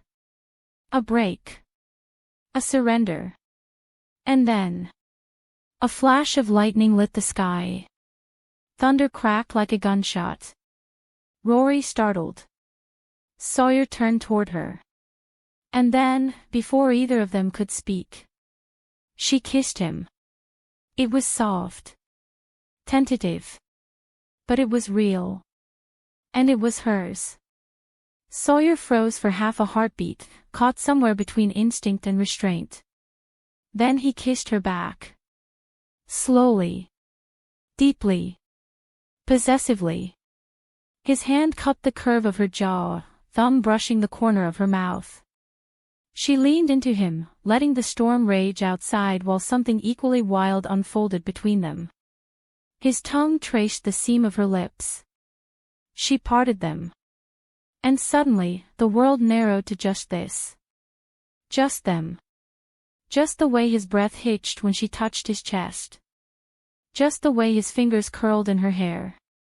Just the way he groaned, low and rough, when she pressed herself closer. He pulled back first. Breathing hard. Forehead resting against hers. We shouldn't, he rasped. She swallowed. Why not? He didn't answer. Only pulled away. Leaving her breathless. And wanting more. The next morning, she woke to find him gone. Again. But this time, she didn't chase him. Instead, she gathered their supplies and waited. He returned hours later, silent and distant. She didn't say a word. Just handed him a bowl of fruit and water.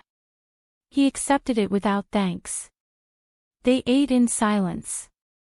Then, finally, he spoke. I don't get to have this, he said.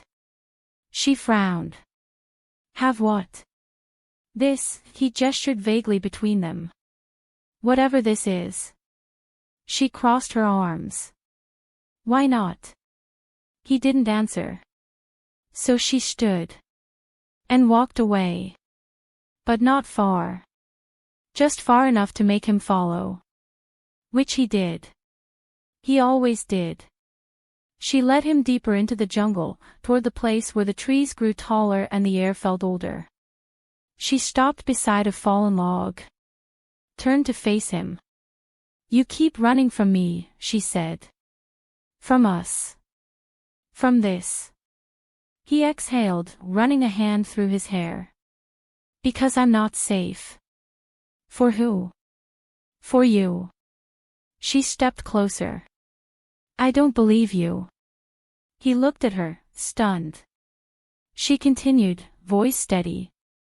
I believe you've done things. I believe you're hiding from people who want to find you.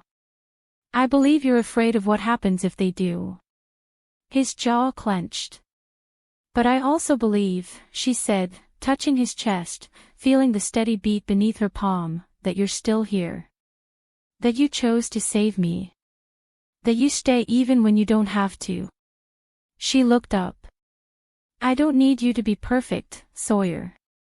I just need you to stop pushing me away. He stared at her. Then, slowly, deliberately, he lowered his mouth to hers. Not a desperate kiss this time.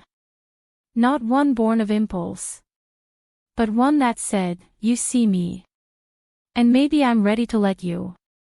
That night, she dreamed of golden eyes watching her sleep. Not from the shadows. Not from the jungle. But from the edge of the firelight. Where he sat, keeping watch. Keeping her safe. Always. Chapter 7. The jungle breathed like a living thing. Leaves rustled overhead, whispering secrets in languages older than time. The scent of damp earth and blooming orchids clung to the humid air. Birds called out in distant conversations, their voices lost among the trees. Rory Sinclair moved carefully through the undergrowth, bare feet pressing into the soft soil, arms laden with firewood gathered near the lagoon's edge. Sweat beaded along her spine, and the sun filtered through the canopy above in golden shafts that danced across her skin. She had gotten better at this. Better at walking softly. Better at listening. Better at surviving. And yet, despite all she had learned, she still hadn't learned to see danger when it came silently. It struck without warning. A flicker of movement. A dry hiss. A flash of scales. The snake lunged before she could react. Its fangs sank deep into her calf. Pain exploded like fire beneath her skin. She gasped, stumbling backward, dropping the firewood with a startled cry. The serpent coiled, ready to strike again. But before it could move. A blur of motion. Black fur. Golden eyes. A snarl split the silence. The wolf was on it in an instant. Teeth met muscle. Blood spilled onto the forest floor. The snake thrashed violently, its tail striking the ground as the wolf shook it hard, then flung it against a tree trunk with enough force to snap its neck. Silence fell. Thick. Heavy. Then a low whimper broke it. Rory turned sharply. The wolf staggered. Its side was bleeding. The snake had bitten back. God, she whispered, heart hammering. She dropped to her knees beside the massive creature, hands trembling as she reached for it. You saved me again, she murmured, voice shaking. But now you're hurt. The wolf looked up at her, those golden eyes filled with pain, and let out a soft huff. Rory swallowed hard. We need to get you back, she said, more to herself than to him. The wolf didn't protest. Instead, it struggled to rise, limbs unsteady, body swaying. That's it, she whispered, slipping an arm beneath its shoulders. Easy. I've got you. Together, they moved slowly through the trees, Rory supporting the wounded beast as best she could. He leaned heavily against her, each step slow and labored. She could feel the heat radiating from his body even through the thick fur. He was already running a fever. Venom worked fast. They made it to the shelter just as the sky began to darken. The fire was already lit, embers glowing softly in the dim light. Rory guided the wolf down gently, her hands moving over its trembling frame. Stay with me, she whispered, though she knew he couldn't answer. She grabbed water and cloth, kneeling beside him. His breathing was shallow. His pulse erratic. She cleaned the wound carefully, dabbing away blood and dirt, her fingers slick with sweat and fear. I don't know what kind of snake that was, she murmured, trying to keep her voice calm. But it's definitely venomous. The wolf groaned softly, curling inward. Rory sat beside him, cradling his head in her lap. I'm here, she promised. I won't leave you. And she meant it. Even if she didn't understand why she felt so deeply tied to this animal. Why she felt like she had known him forever. Why something about his presence felt like coming home. Night fell quickly. The fire crackled between them, casting flickering shadows along the shelter walls. Rory stayed close, pressing cool cloths to the wolf's forehead, whispering reassurances, watching the way his body trembled with the onset of fever. She barely blinked. Didn't dare fall asleep. Not while he was fighting for his life. At some point, exhaustion must have claimed her.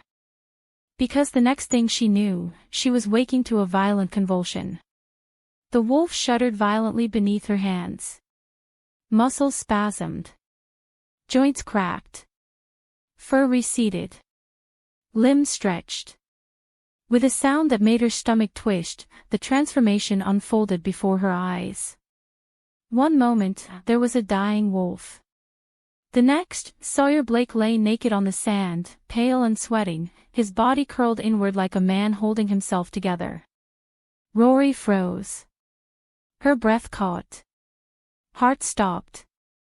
Then raced. What the hell?" she whispered, stunned beyond words. Sawyer groaned, eyes fluttering open. Those same golden eyes. Same ones that had watched her from the shadows. Same ones that had stared into hers as he kissed her under moonlight. Her voice cracked. "You're the wolf." He gave the smallest nod, wincing. She swallowed hard. "You're a shifter." Another nod. She exhaled sharply, blinking back tears she hadn't realized were forming. "Oh my God," she whispered. Sawyer's hand twitched slightly at his side. She reached for it, gripping it tightly. "I don't care," she said suddenly, fiercely. "I don't care what you are.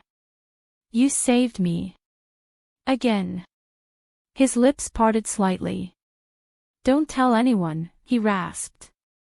A laugh bubbled up in her throat, half hysteria, half disbelief. "Who would I tell? We're on a deserted island." He managed a weak smirk. Then winced. "The bite," he muttered. "It's not bad. I'll heal." Rory frowned. "You're burning up." "It'll pass," he assured her, though his voice was thick with pain. She pressed a hand to his forehead. Feverish. She looked down at the wound. Swollen. Purpled. Red streaks crawling up his arm. "You might be a shifter," she said, voice tight. "But you can still die." He didn't argue. Instead, his eyes drifted shut again. She stayed awake all night. Cleaning the wound. Cooling his skin. Holding his hand. Whispering stories to keep him tethered to the world. Of her childhood. Of the first time she saw the ocean. Of the way he looked at her sometimes, like he wanted to memorize every detail of her face. By dawn, his fever had worsened. He muttered in his delirium. Names slipped past his lips like ghosts. "Camilla. I'm sorry." Rory's heart clenched. She didn't ask who Camilla was. Not then. There would be time later. Right now, there was only survival. Only keeping him alive. Only proving to herself that she could do this, that she could save the man who had saved her more times than she could count. 2 days passed in a haze of worry and exhaustion. Rory barely slept. She fed him drops of water when he could swallow. She kept the fire going, kept the shelter warm. And somewhere in the depths of her mind, the truth settled like a stone in her chest. This wasn't just a man. This wasn't just a stranger. This was her wolf. The one who had led her back through the jungle. The one who had watched her sleep. The one who had protected her from everything, including himself. And now, he was dying in her arms. No, she whispered, pressing her palm to his chest. You don't get to go. Not after everything. He stirred slightly, fingers twitching. She held him tighter. You said you'd heal, she reminded him. So you better start doing it. And then, miracle or miracle of miracles, something changed. Just a little. The red streaks in his arm faded slightly. The fever broke. His breathing steadied. Rory watched him like a hawk, waiting for signs, praying for recovery. And slowly, steadily, it came. On the third morning, he opened his eyes. Fully. Alert. Focused. Rory nearly collapsed with relief. You're awake, she whispered. He blinked slowly. Then winced. Doesn't mean I'm good, he rasped. You're alive, she corrected. That's enough for now. He tried to sit up. She helped him, sliding behind him so he could lean against her shoulder. His body was thinner than before. Leaner. Weaker. But he was alive. You're really here, he murmured. Where else would I be? He let out a quiet chuckle. You could have run. I could have, she agreed. But I wouldn't. Silence stretched between them. Then he asked, what did you think when you saw me change? Rory hesitated. Then answered honestly, I thought I was losing my mind. He exhaled, closing his eyes briefly. But then I remembered how many times you've saved me. How many times I trusted you before I even knew who you were. His gaze lifted to hers. You still trust me? She didn't hesitate. Yes. Something flickered behind his eyes. Shock. Relief. Disbelief. You should be afraid of me. I am, she admitted. But not in the way you think. He tilted his head. She continued, voice steady. I'm afraid of what happens when you disappear. I'm afraid of what people would do if they found out. I'm afraid of what this means for us. He swallowed hard. And yet, you stayed. You didn't give me much of a choice, she teased lightly. He didn't smile. But his grip on her hand tightened. I didn't want you to see me like this, he admitted. Like what? Weak. She scoffed. You fought off a venomous snake to save me. That's not weakness. He looked at her. Really looked. You don't hate me, he said quietly. I never could. He closed his eyes again, exhaling slowly. I should have told you sooner. Maybe, she agreed. Or maybe not. Maybe we needed to survive first. To learn how to trust each other before we dealt with all this. He nodded faintly. Then, after a long pause, he asked, Are you okay? She blinked. I'm fine. He shook his head. The baby. Her breath caught. He remembered. Through fever and pain, he had been thinking of her. Of the child growing inside her. I'm okay, she said softly. We're both okay. He let out a breath.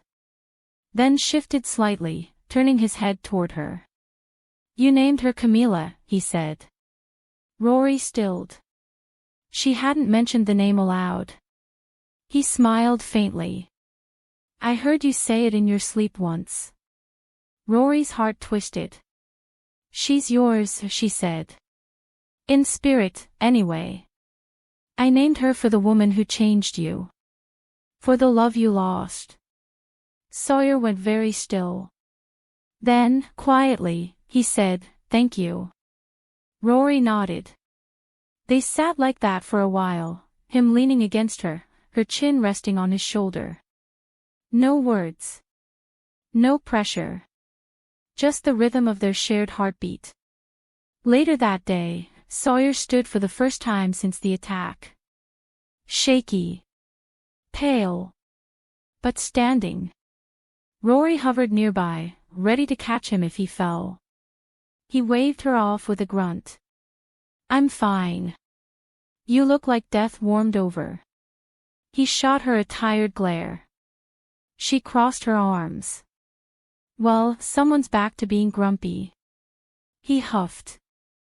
Then winced. She stepped forward, touching his arm. You don't have to pretend around me anymore. He looked at her. Really looked. And for once, he didn't hide. I don't know how to be anything but what I am, he admitted. A brooding, shirtless menace. He smirked slightly. You know what I mean. She did. He was a fugitive. An alpha. A man haunted by grief. And now, a man who had revealed his deepest secret to her. I know who you are, she said. And I'm not afraid of you.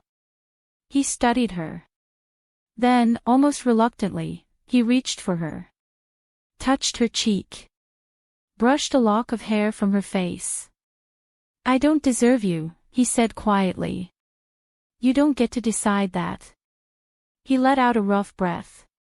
Then pulled her closer. Pressed his forehead to hers. I should have told you, he whispered. I should have asked, she countered. He chuckled, low and hoarse. Next time, she added, no more secrets. There won't be a next time, he said. Not like this. She searched his face. You're planning to leave. His jaw tightened. I don't belong here, Rory. You belong with me. He looked away. I'm not safe for you. She touched his chest, right over his heart. You've done nothing but keep me safe. He swallowed hard. I can't promise I won't hurt you. You already did, she said, voice firm. When you lied to me. When you pushed me away. That hurt more than any storm or snake bite. He flinching. I won't do it again, he promised. She nodded. I believe you. And she did. Because the man who had hidden in silence for so long had finally shown her everything. The wolf. The leader. The lover. The broken man who had lost too much and feared losing more. She saw him.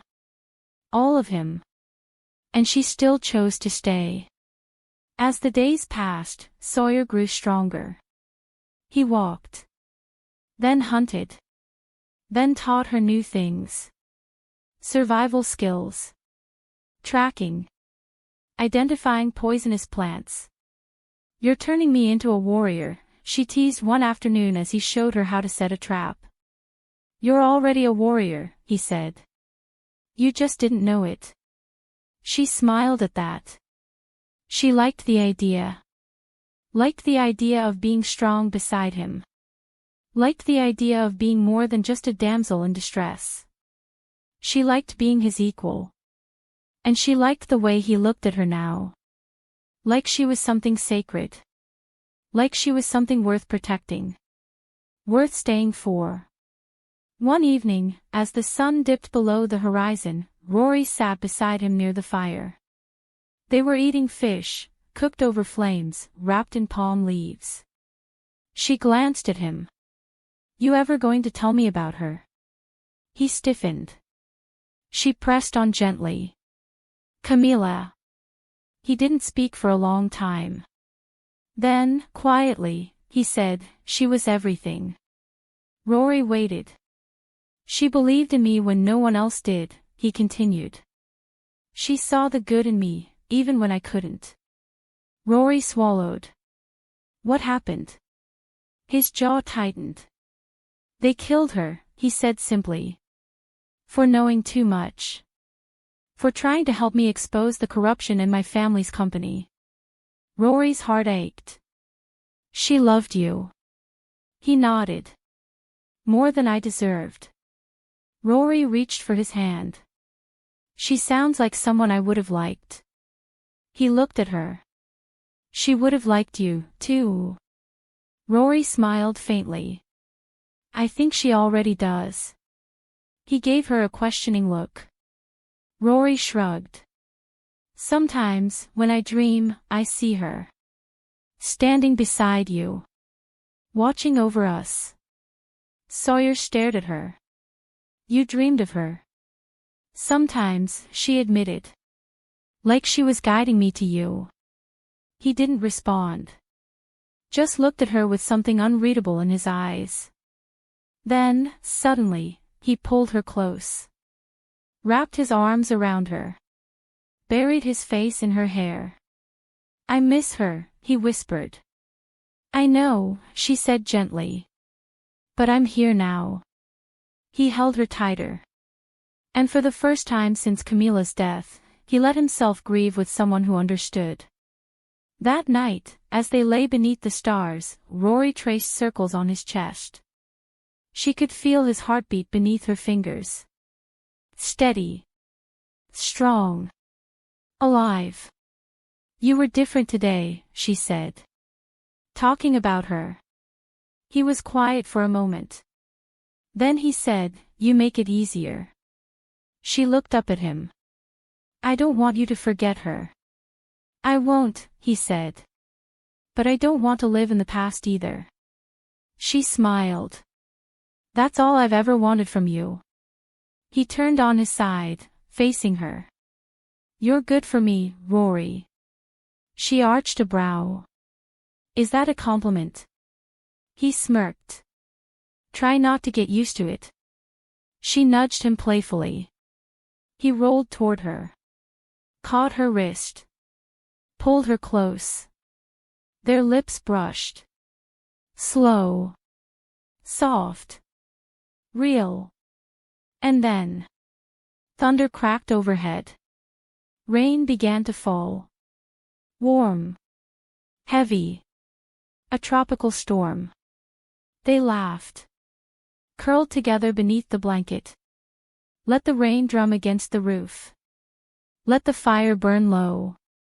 Let the night wrap around them like a promise. And for the first time since arriving on the island, Rory felt something settle deep in her bones. Peace. Belonging. Love. Unshakable. Unspoken. But real. Chapter 8. Rory didn't move. She just sat there, her hand resting on Sawyer's chest, feeling the steady beat of his heart beneath her palm. Alive. Still beating. Still real. Even after everything she had seen. Even after watching him shift from wolf to man before her very eyes. He was still here. Still breathing. Still Sawyer. And yet, not just Sawyer. Something more. Something ancient. Something wild. You're the wolf, she whispered again, as if saying it aloud might make it sink in deeper. He didn't answer right away. Instead, he reached up slowly, brushing a strand of hair from her face, his fingers lingering at her temple like he needed to feel her skin beneath them. I am, he admitted, voice rough with exhaustion, and something else. Fear. Shame. Or maybe, surrender. Rory swallowed hard. You've been hiding this from me. I had to. His thumb traced the curve of her cheekbone, almost reverently. If they find me, he continued, they'll take me back. Or worse. She frowned. Who?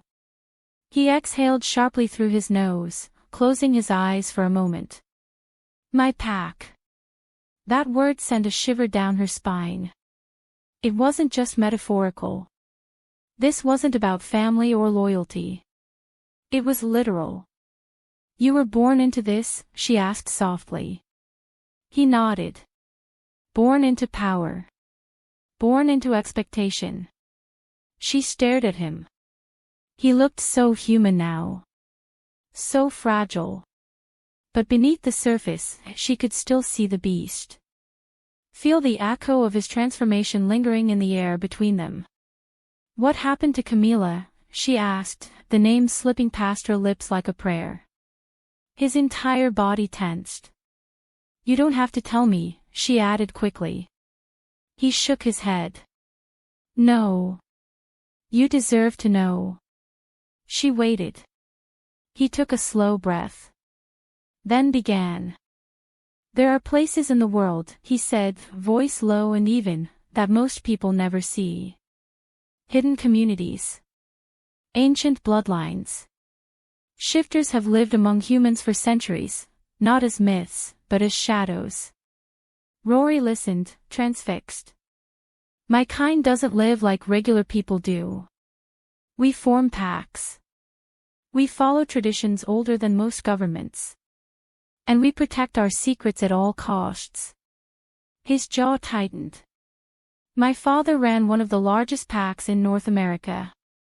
He also ran a billion-dollar empire, Blake Global Holdings. Rory's eyes widened.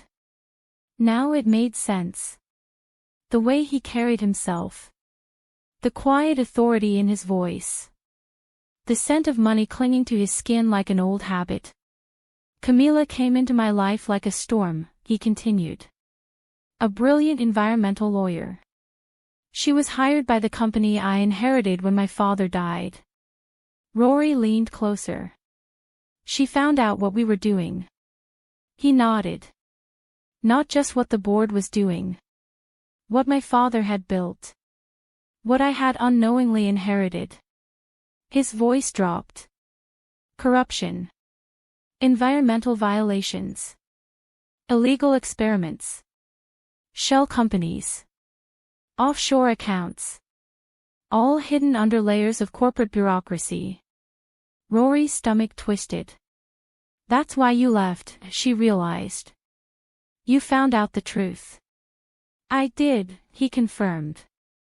And I wanted to fix it. But they wouldn't let you. No, he said, bitter. They threatened me. Said if I exposed the truth, they'd expose us. Our existence. Rory's breath caught. They would have told the world about your kind. He gave a short nod. That was their leverage. That was their control over me. And Camila.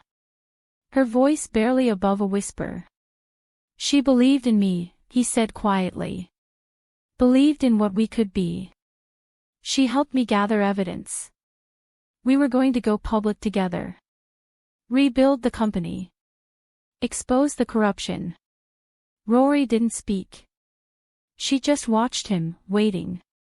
Waiting for the part that hurt. The night before we planned to go to the press, he said, voice breaking slightly, she got into a car accident. Rory stiffened. A brake failure, he continued, staring at the fire. That's what the police report said. But I knew better. He turned to her then, golden eyes dark with grief. They killed her, he said. Because she refused to stop. Rory's heart cracked open. I'm so sorry, she whispered. He closed his eyes briefly. I should have protected her. You did everything you could, she insisted. He shook his head. I hesitated. And she paid for it. Silence stretched between them. Then he looked at her again.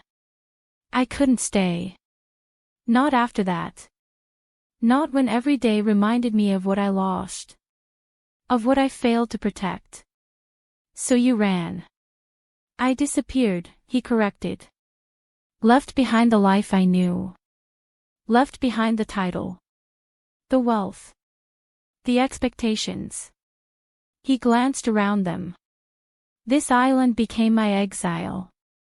Rory studied him, the weight of his words settling deep in her chest. I don't care, she said suddenly. He blinked. What? I don't care about any of it, she repeated. About the pack. About the company. About the people hunting you. She reached for his hand, lacing her fingers with his. All I care about is that you saved my life. That you stayed. That you trusted me enough to show me who you really are. He stared at her. You should be afraid of me. I am, she admitted. Sometimes. She touched his face gently. But not in the way you think. He tilted his head. I'm afraid of what happens when you disappear. Afraid of what people would do if they found out what you are. Afraid of what this means for us. She met his gaze. But I'm not afraid of you. For the first time since arriving on this island, Sawyer looked like he might cry. His throat moved. His fingers curled tighter around hers. You shouldn't say things like that, he murmured. Not to someone like me. Why not? She challenged. Because you're dangerous. Because you're hunted. Because you carry guilt like armor. He flinched. Yes, he admitted. All of that. She cupped his face. And still, you're the only person I trust completely. He closed his eyes. Don't, he whispered. Please.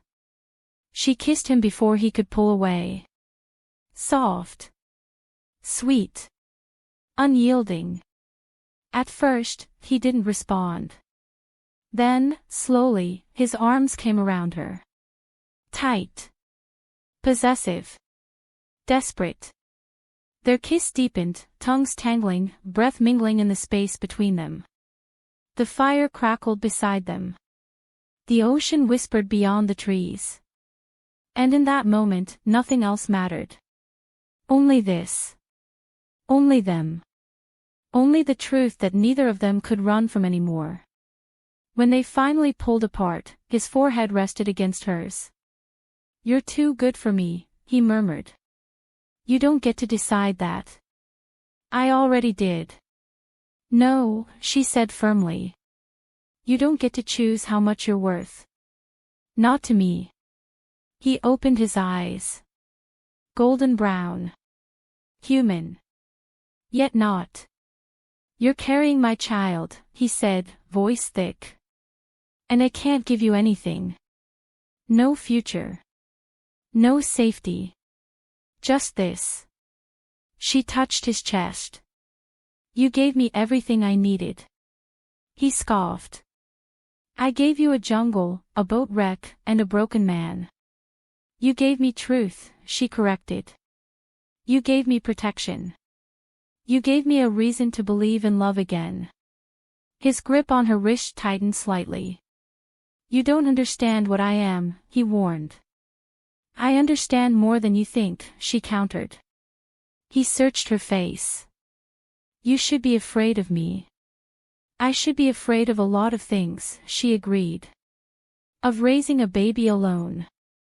Of facing Martin again. Of surviving another storm. She looked at him, unflinching. But none of that scares me as much as the thought of losing you. He swallowed hard. I can't promise I won't hurt you. You already did, she said. By keeping the truth from me. He flinched. I won't do it again. She smiled faintly. Good. Because I don't want a man who hides from me. I want the one who stands beside me. Even if he's a wolf. He let out a low chuckle. Then, suddenly, he pulled her close, wrapping his arms around her like he needed to hold on to her to keep from falling apart. You named her Camilla, he said softly.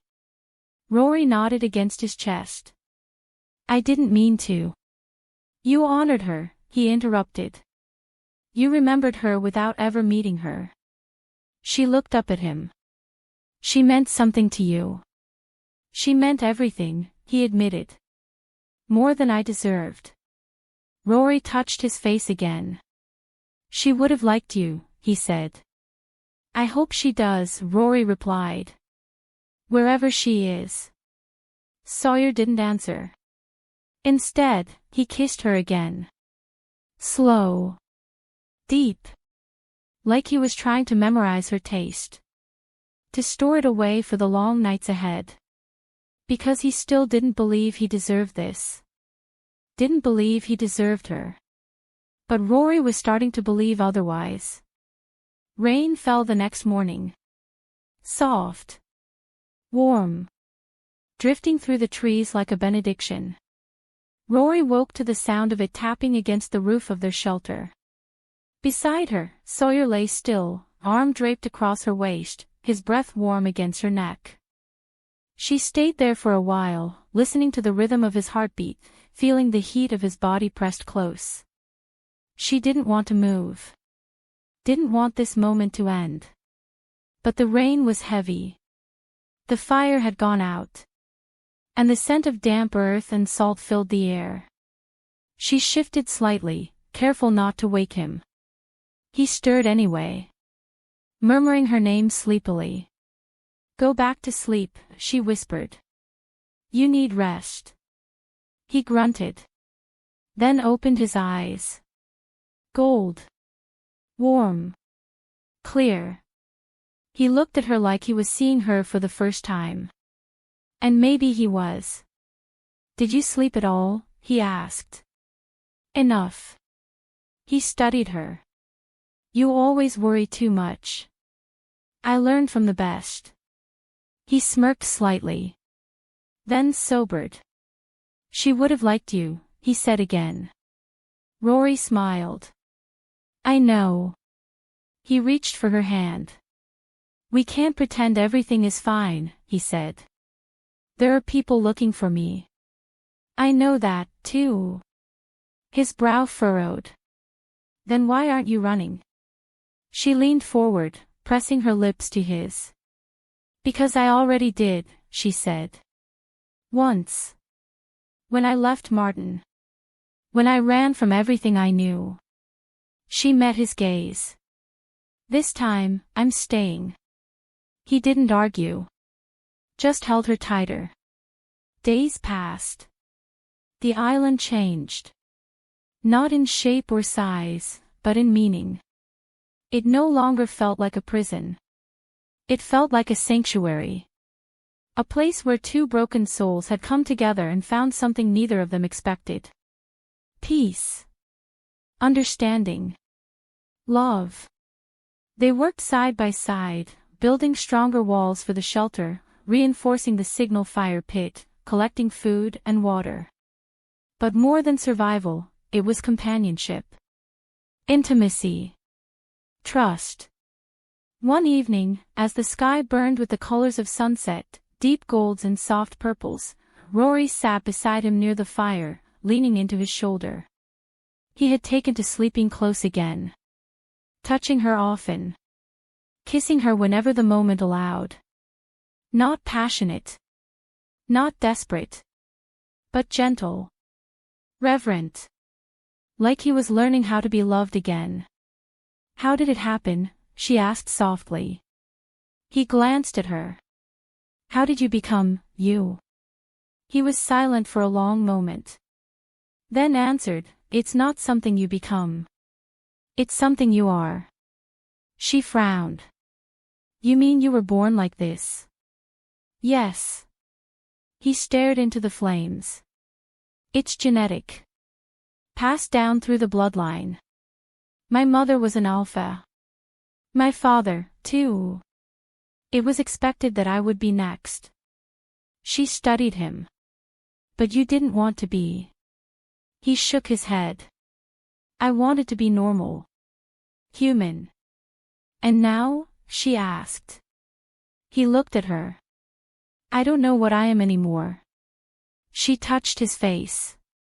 "You're a man who chose to protect me. A man who fought off a snake with his bare hands. A man who carries pain like a second skin." Her voice softened. "But you're also a man who kissed me like he meant it. Who taught me how to survive. Who lets me see him." He swallowed hard. "You see too much." She smiled. "That's the point." He didn't smile back. But he didn't pull away either. Instead, he wrapped his arms around her and held her close. Letting her stay. Letting her see. The next few days blurred into something softer. Easier. Rory noticed it in the way he touched her now, like she was something sacred. In the way he watched her stomach sometimes, like he was already imagining the life growing inside her. In the way he laughed, once in a while. Low. Quiet. Real. They sat together one afternoon, peeling fruit, the juice dripping down their fingers. I used to hate the moon, he admitted. She glanced at him. Why? He shrugged. Because it reminded me of what I was. Of what I had to hide. She studied him. Do you still hate it? He looked up at the sky, where the sun was beginning its descent. No, he said. Now it reminds me of you. She arched an eyebrow. I'm not exactly lunar. He smirked. You glow the same way. She rolled her eyes. Flattery isn't your strong suit. I'm not trying to flatter you, he said simply. I'm trying to tell you the truth. She looked at him. Then tell me more. He hesitated. She waited. Finally, he spoke. When I was young, I hated what I was. Hated what it meant. He peeled another piece of fruit, expression distant. My father trained me to lead. To command. To suppress the animal inside me. He glanced at her. But I never could. She reached for his hand. I never wanted power, he said. I wanted freedom. And Camilla gave it to you. He nodded. She saw me for who I was. Not the heir. Not the CEO. Just me. He exhaled. She believed in me when no one else did. Rory squeezed his hand. And now you believe in yourself. He didn't answer. Instead, he leaned in and kissed her. Hard. Hungry. Possessive. She kissed him back, letting him pull her closer, letting him push aside the questions with touch instead of words. He kissed her like he needed to remember her. Like he was afraid she might vanish. And maybe he was. Maybe he always would be. But she was done letting him run. She broke the kiss. Met his eyes. I'm not going anywhere, she said. Unless you push me away. He searched her face. Then pulled her close again. Holding her like she was something he had nearly lost. One night, as the stars bloomed overhead like scattered diamonds, they sat beneath the palms, tangled together in the blanket they shared. She leaned against his chest, listening to the rhythm of his heartbeat. He traced circles on her back, fingers moving with the unconscious ease of someone who had learned how to comfort without needing to ask. I used to dream about her, he said quietly. Rory stilled. Camilla. He nodded. After she died, I dreamed of her constantly. What did she say to you? He swallowed. She told me to stop punishing myself. Rory's heart clenched. Do you still dream about her? He hesitated. Sometimes. She didn't look at him. Just listened. She comes to me, he continued. And she tells me the same thing. Rory turned in his arms. Then maybe you should listen. He studied her. You're not jealous. She shook her head. I don't own your memories. I don't want to erase her. He blinked. I just want to build something new, she said. With you. He pulled her closer. Pressed his lips to her temple. You're impossible, he muttered. She smiled. You keep saying that like it's a bad thing. He chuckled. Then sighed. I don't know how to be with someone like this, he admitted. Someone like me. Someone like you, he corrected. Kind. Brave. Whole. She tilted her head. You think I'm whole. You are, he said. Even when you doubt yourself. She touched his chest. You're not broken, she said. You just haven't forgiven yourself yet. He didn't answer. But he didn't pull away either. As the days wore on, the island grew quieter. The birdsong dulled. The wind grew heavier. The sea seemed to hold its breath. Rory noticed it before he did. She felt it in her bones. Something was coming. Something dangerous. On the 6th day after his fever broke, Sawyer stood at the edge of the tree line, staring toward the horizon. His posture was rigid. His nostrils flared. Sawyer. He didn't turn. They're here. Her pulse spiked. Your pack. He nodded. They've found me. Rory stepped forward. Then fight for us. He looked at her. I can't. She grabbed his hand. Why not? They'll take me back, he said. Force me to face trial. Force me to return to a world that never understood me. She shook her head. You don't know that. He gave her a look. They framed me, he said. They killed Camilla. If they find me, they'll try again. Her stomach twisted. To kill me. She gasped. No. He cupped her face. I won't risk you. Or the baby. She gripped his wrists. Then take me with you. He flinched. I can't. Why not? Because I don't know where I'm going. She searched his face. You could run, she said. Together. He closed his eyes. I won't drag you into this. She stepped closer. I'm already in it. He opened his eyes. And for the first time, she saw fear in them. Not for himself. For her. I won't let them take you, she whispered. They'll try. Then I'll fight them. He stared at her. You don't know what they are. I know what you are, she said. And you're not the kind of man who would let anyone hurt me. He let out a sharp breath.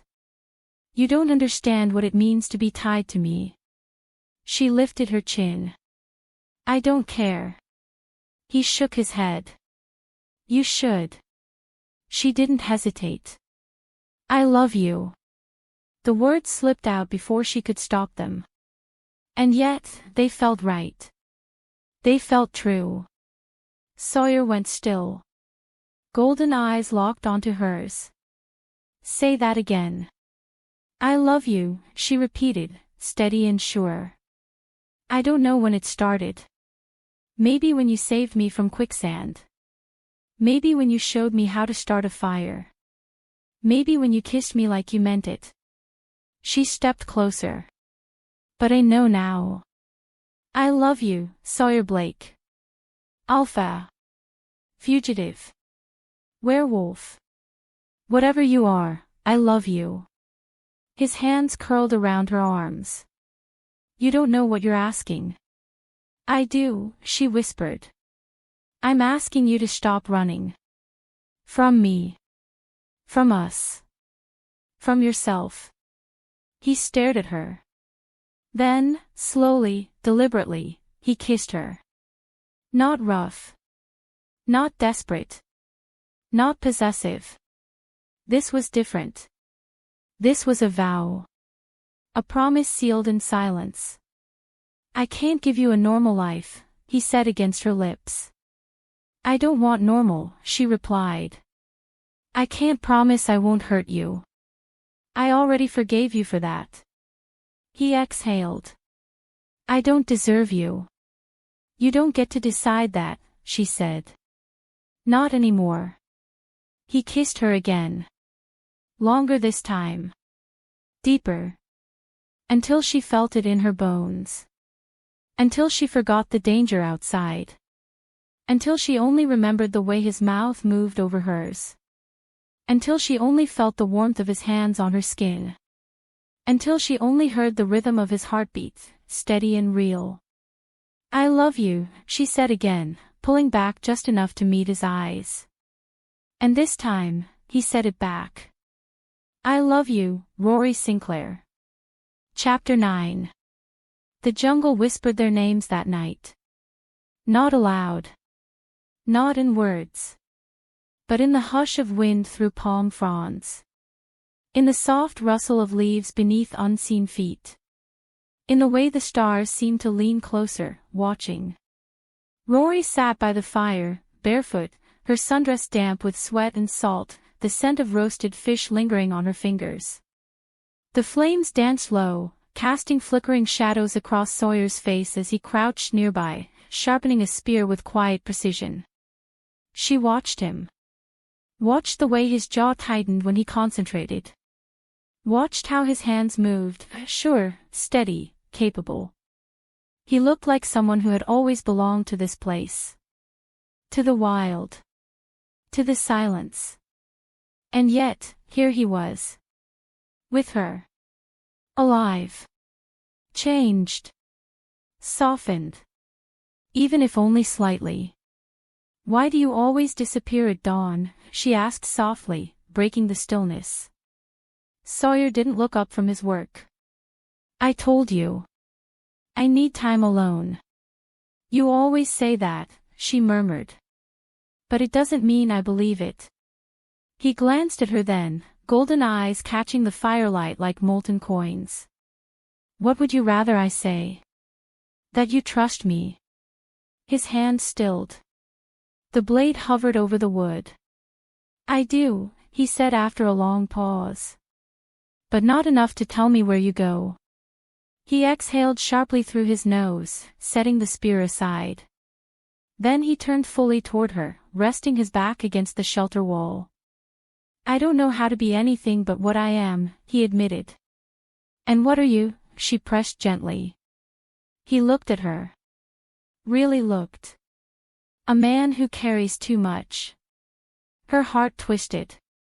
She reached for his hand. He let her take it. "Then share some of it with me." He studied their joined fingers. Then, quietly, he said, "You deserve better than secrets." "I deserve honesty," she corrected. "And you've already given me that."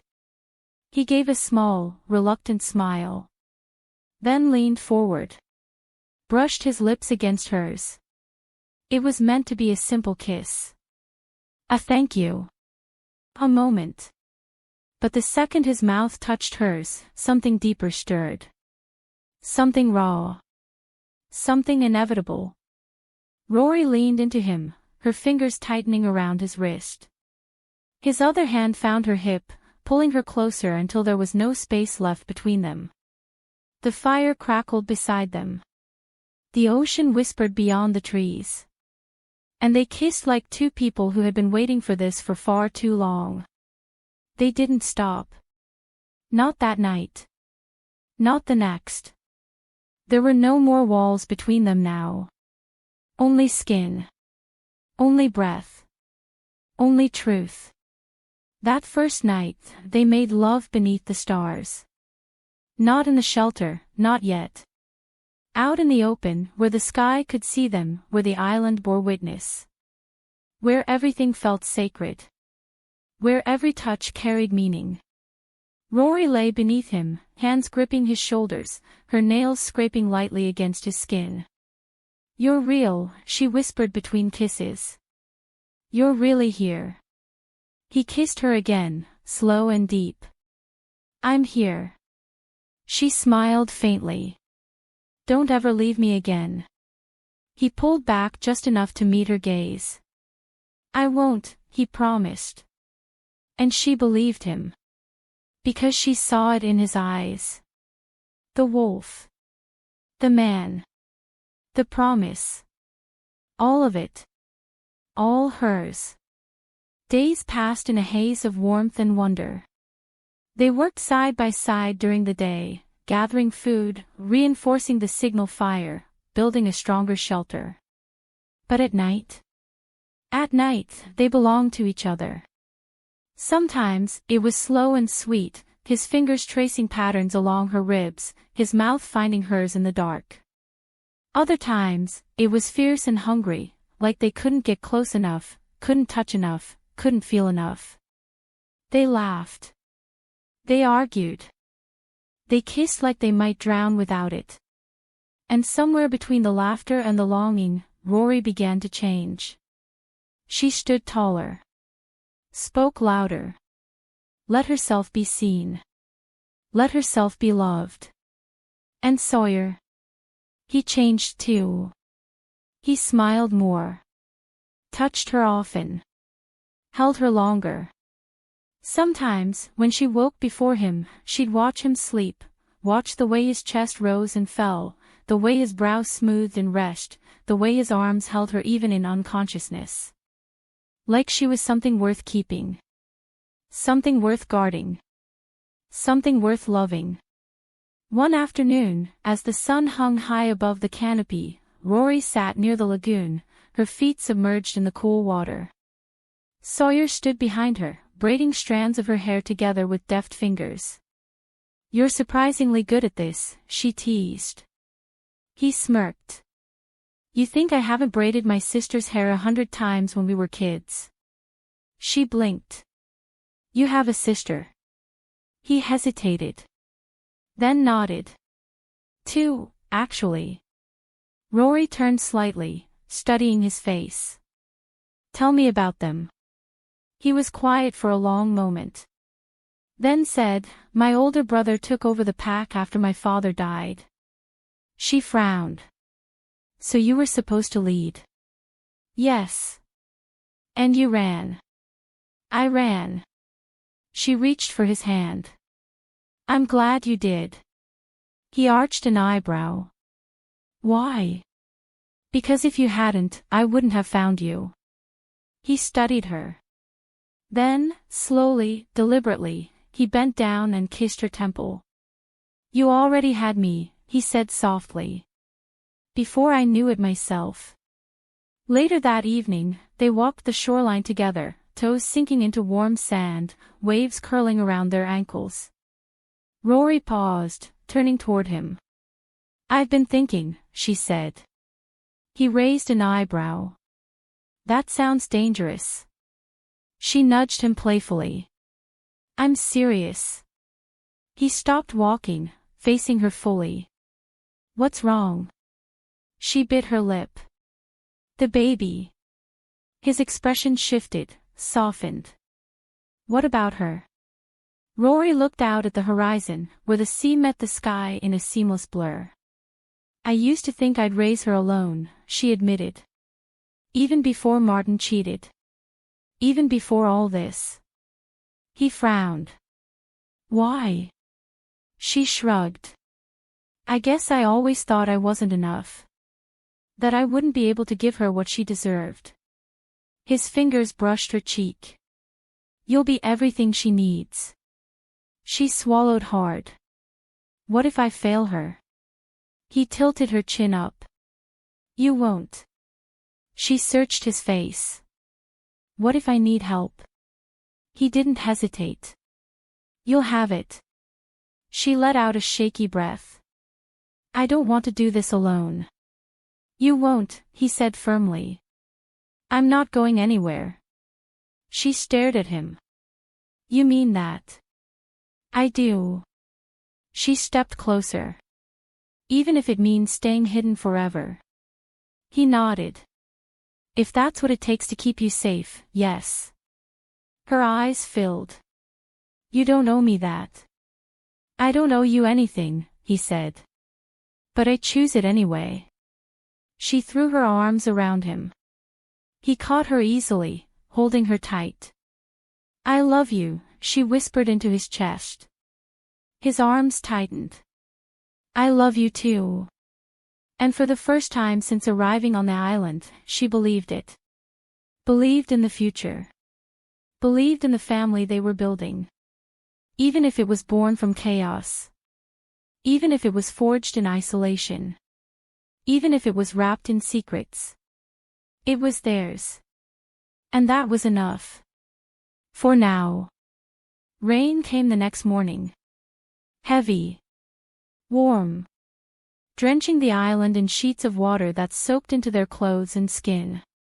They stayed inside the shelter, wrapped in the blanket, tangled in each other's arms.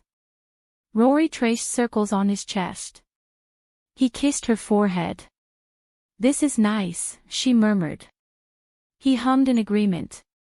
"Do you think we'll ever get off this island?" His fingers stilled in her hair. "I don't know," he admitted. "But I know this, we're okay right now. You and me. You, me, and our daughter." Rory smiled at that. "Our daughter." He smiled faintly. "Camilla." Rory nodded. "She has your strength. She has your heart." She rested her head against his shoulder. "I hope she gets your stubbornness." He chuckled. "God help us both if she does." They fell silent. Then she asked, "Do you ever miss it? Your old life?" He was quiet for a long time. Then said, "I used to dream about Camilla." Rory lifted her head. He continued, voice rougher now. "In the beginning, she was everywhere. In the trees. In the fire. In the sound of the waves." Rory listened, heart aching. "She never forgave me," he whispered. "Not really." Rory touched his face. "She loved you." He closed his eyes. "She trusted me. And you trusted her." He nodded. Rory leaned closer. "I trust you too." His eyes opened. "You shouldn't." "I do." He sighed. "I'm not safe." "No one is," she said simply. "But I'm not afraid of you." He stared at her. Then, slowly, deliberately, he kissed her. Long. Deep. Real. When he finally pulled away, his voice was low, almost reverent. "You should run from me." "I already did," she reminded him. "Right into your arms." He smiled. Just a little. And for once, he didn't hide it. They grew bolder with each passing day. More reckless with affection. More willing to hold hands as they walked. To steal kisses when the wind blew just right. To laugh when the birds screeched overhead like they disapproved. One evening, while gathering fruit near the lagoon, Sawyer suddenly dropped his basket and grabbed her wrist. "Come with me," he said. "Where are we going?" she asked. "You'll see." He led her deeper into the jungle, past familiar paths, past places she hadn't dared explore alone. Finally, they arrived at a clearing. A hidden grove. Flowers bloomed in impossible colors, deep purples, radiant reds, soft golds. The air smelled like honey and rain. "It's beautiful," she whispered. He smiled. "My mother used to bring me here," he said. "When I was young. Before everything changed." Rory looked at him. She must have loved this place. She did. Rory reached for his hand. "She must have loved you too." His throat moved. "She did." Rory squeezed his fingers. "She would have liked me, wouldn't she?" He looked at her. "She already does." Rory smiled. And then, because the moment demanded it, she kissed him. Slow. Sweet. Unhurried. He pulled her closer, his tongue slipping into her mouth with a quiet groan. She melted against him. Felt his body respond. Felt her own pulse quicken. He broke the kiss, pressing his forehead to hers. "You're going to kill me," he muttered. She grinned. "Only if you make me wait too long." He growled. Low. Possessive. And then he was kissing her again. Harder. Hungrier. Like he couldn't stop himself. Like he didn't want to. Rory laughed against his mouth. He pulled back, frowning. What? You're different, she said. Softer. More open. He gave her a skeptical look. I don't know what you're talking about. You do. He exhaled, rubbing a hand through his hair. I don't know how to be this, he admitted. This person. She touched his face. You don't have to be anyone but yourself. He studied her. Then, slowly, he kissed her again. I'm trying, he murmured against her lips. I know. I don't know how to be a father. You'll learn, she said. Just like I will. He nodded. Then added, I don't know how to be a husband. Rory froze. He saw it. Smiled faintly. You think I don't want that? He asked. That I don't want to marry you, Rory Sinclair. Her breath caught. You want to marry me? I wanted to before I knew you were carrying my child, he said.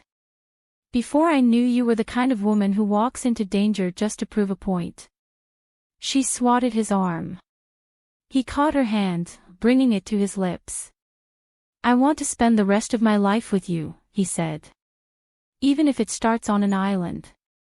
Rory's heart clenched. She touched his face. Then start with me. He kissed her again. And again.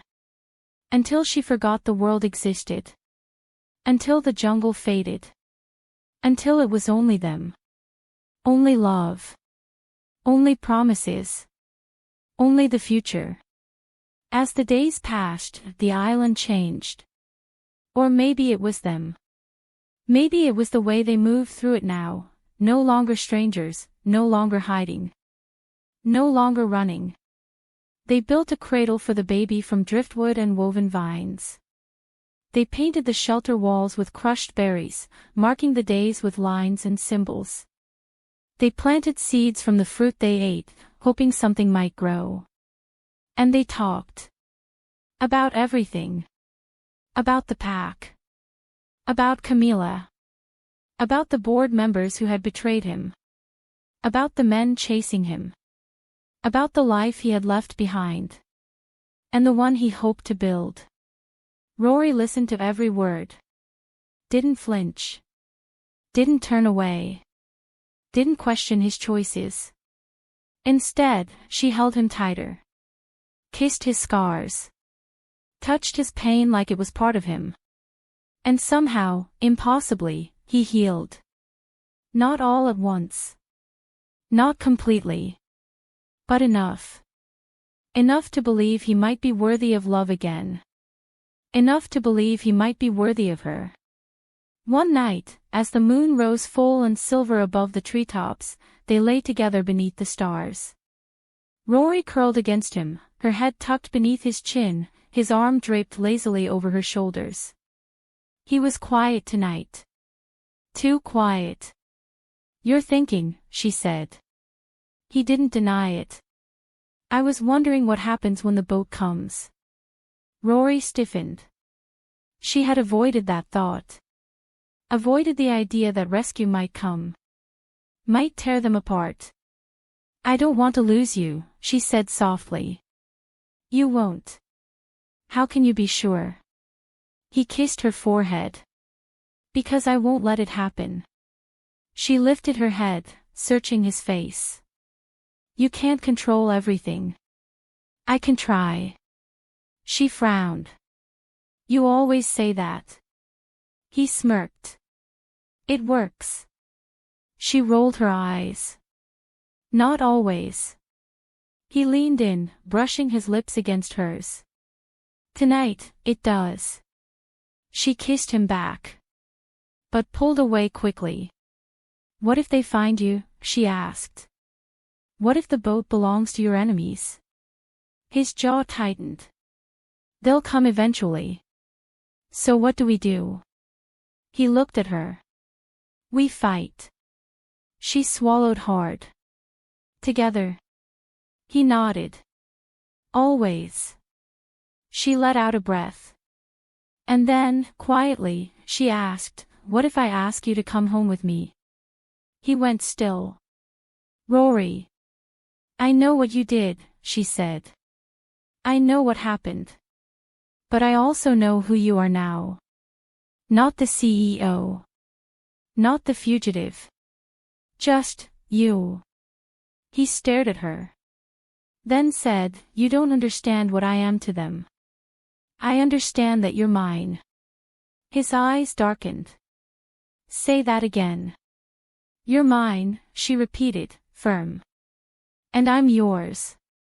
No matter what happens." He didn't answer. Instead, he kissed her. Hard. Possessive. Like he was trying to brand her with his mouth. And when he pulled away, his voice was thick. "You're going to be the death of me." She smiled. "I'd rather be your salvation." He kissed her again. And again. Until the stars blurred above them. Until the fire burned low. Until the island itself seemed to sigh around them. By week's end, the jungle had grown quieter. The birdsong dulled. The wind stilled. Even the ocean seemed to hold its breath. Rory noticed it first. The way the animals vanished. The way the trees seemed heavier. The way Sawyer grew tense. "Something's coming," he muttered one morning, staring toward the tree-line. "What do you mean?" He shook his head. "I don't know. But I feel it." She didn't ask questions. She trusted him.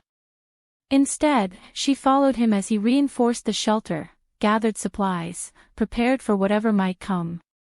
And then, one afternoon. It did. A distant sound. Low. Mechanical. Breaking the silence like thunder rolling in the distance. Rory froze. Sawyer turned sharply. They both looked toward the horizon. A boat. Small. Fast. Approaching fast. Heart hammering, Rory stepped closer to him. "Is it them?" she asked. He didn't answer.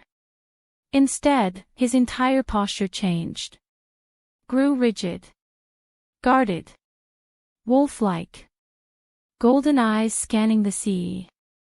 After a long beat, he said, "I don't know." Rory swallowed. "Should we light the fire?" He hesitated. Then, quietly, he said, "No." She frowned. "Why not?" He looked at her. "There's a difference between being rescued and being taken." Her stomach twisted. "You think it's your pack?" He nodded.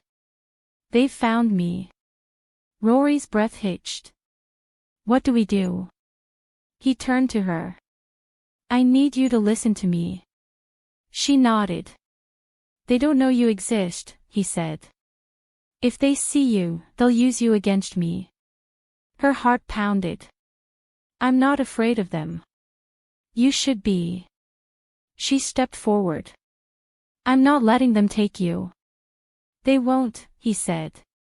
"Not if I disappear first." Her stomach dropped. "You're going to run again." "I have to." "No." He cupped her face. "I won't risk you. Or the baby." She gripped his wrists. "You don't get to decide that alone." He stared at her. Then, slowly, he kissed her. Once. Twice. Then pulled away. "I'll draw them inland," he said. "Give you time to escape." "To where?" "To the boat," he said. "If it's not them, if it's real rescue, you take it. And if it's not." He met her gaze. "I'll find you again." She searched his face. "You promise?" "I swear it." Tears welled in her eyes. "I love you." His thumb brushed her cheek. "I love you too." And then he was gone, vanishing into the trees like a shadow, leaving her standing there, alone, heartbreak clawing at her ribs. But she didn't cry.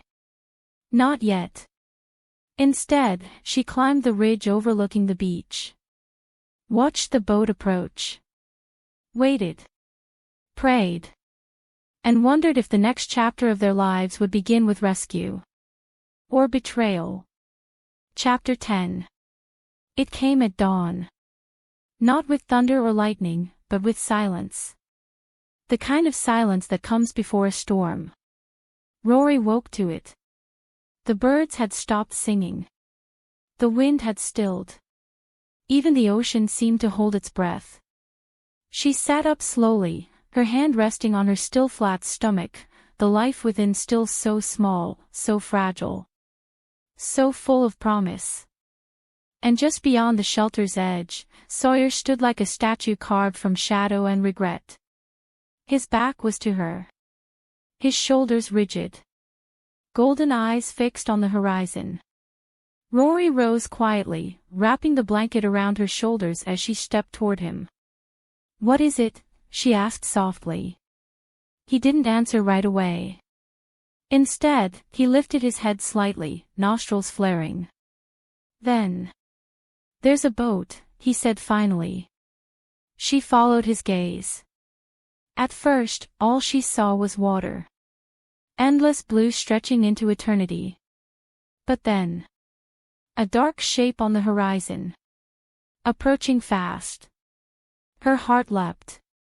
Hope flickered. "Rescue," she whispered. Sawyer didn't move. Didn't smile. Didn't speak. Just stared. "They're not here for you," he said after a long pause. She frowned. "What do you mean?" "They're here for me." Understanding hit like ice down her spine. "You know who they are." He nodded once. "My pack." Rory swallowed hard. "And the government?" "Some of them, yeah." She took a step closer. "They'll take you back." "Yes." She reached for his hand. He let her. His fingers were cold. "I'm not letting that happen." "You don't get to decide that." "I do," she said firmly. "Because I love you." His jaw tightened. "That doesn't change what I am." "It changes everything," she argued. "It changes us." He turned to face her fully. And for the first time since their night beneath the stars, when he kissed her like a man reborn, she saw fear in his eyes. Real fear. Not for himself. For her. "I won't risk you," he said. "Or the baby." She gripped his wrist tighter. "I don't need you to protect me by disappearing." "I have to." "No, you don't." He exhaled sharply through his nose, shaking his head. "This isn't about us, Rory. It is now. They'll use you against me. They'll try. They won't stop until I'm back in their world. Then we fight together." He gave her a look, one part admiration, one part despair. "You don't understand what they are." "Then tell me." He hesitated. She waited. Finally, he spoke. "They're not just my people," he said. "They're my past. My family. My blood." He looked at her then. "But they're also my prison." Rory's chest ached. "They framed me," he continued. "After Camilla died. Said I killed her. Said I stole company funds. Said I betrayed our kind." Her fingers curled tighter around his. "They want me to stand trial. Or worse." "What's worse than death?" "Exile," he said simply. "Being cast out from the only life I've ever known." She studied his face. "But you already left that life behind." "I did," he admitted. "But going back means something else entirely." She stepped closer. I'm not afraid of them. You should be. She shook her head. I'm not afraid of anything when I'm with you. His thumb brushed her cheekbone. You shouldn't say things like that. Why not? They're true. He pulled her close. Buried his face in her hair. You're the only good thing I've had in years, he murmured. I can't let them take you too. They won't. He didn't respond. Just held her. Tight. Like he was trying to memorize the way she felt pressed against him. Like he was preparing to lose her. They moved quickly. With precision. Military-like. 3 figures disembarked the boat, stepping onto the sand with purpose. One wore a tailored suit despite the humidity. Another carried a weapon slung over his shoulder. The third, a woman, wore no uniform, but her stance alone told Rory she was dangerous. Sawyer stiffened beside her. They're not just here to talk, he muttered. Rory's pulse spiked. They'll listen, she insisted. You can explain everything. They won't care. They'll have to. He turned to her, expression unreadable.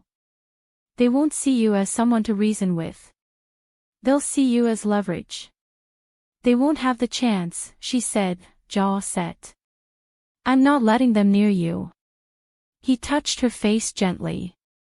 I need you to listen to me. She met his gaze. Promise me you'll go with them. Her breath caught.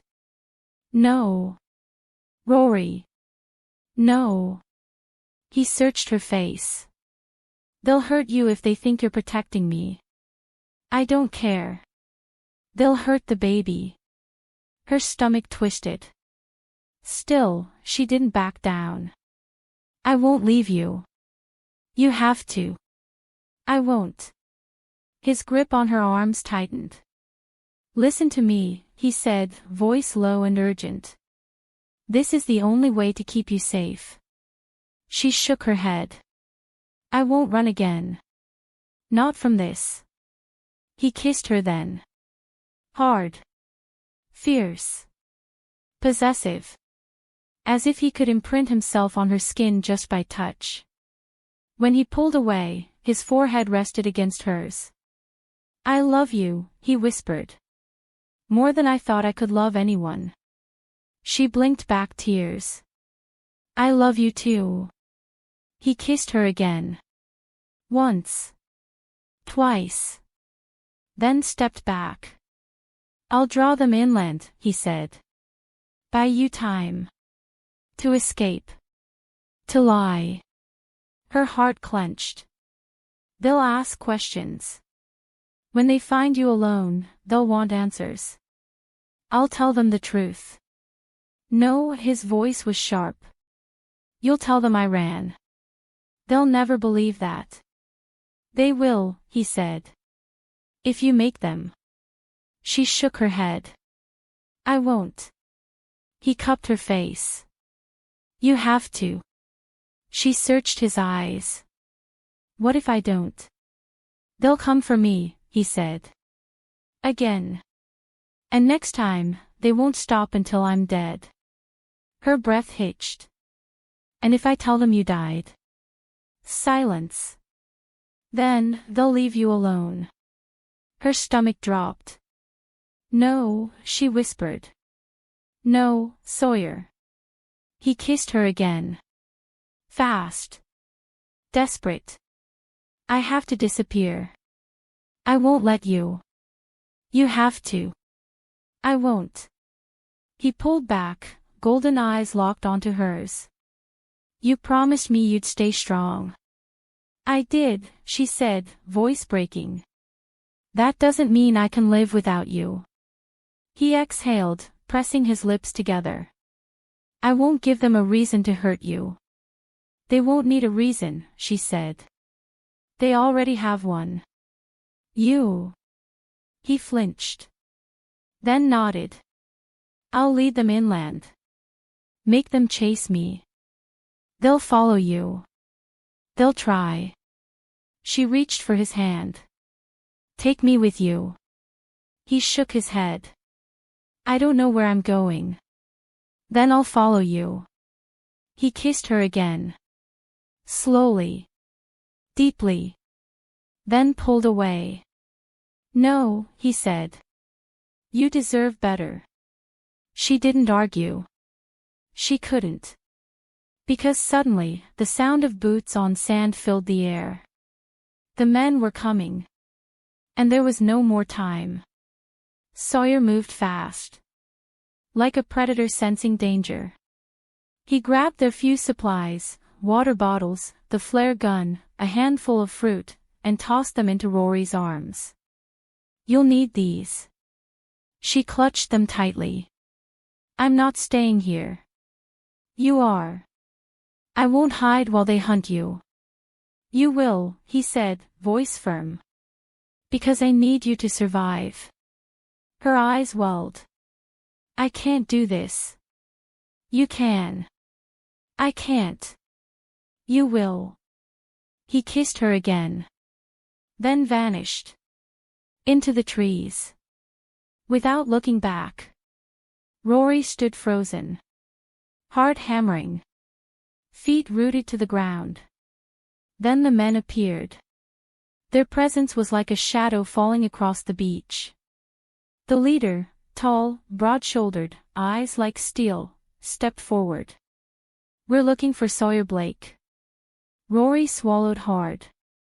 He laughed, she said, voice steady despite the tremor in her chest. He disappeared days ago. The woman narrowed her eyes. Alone? Rory nodded.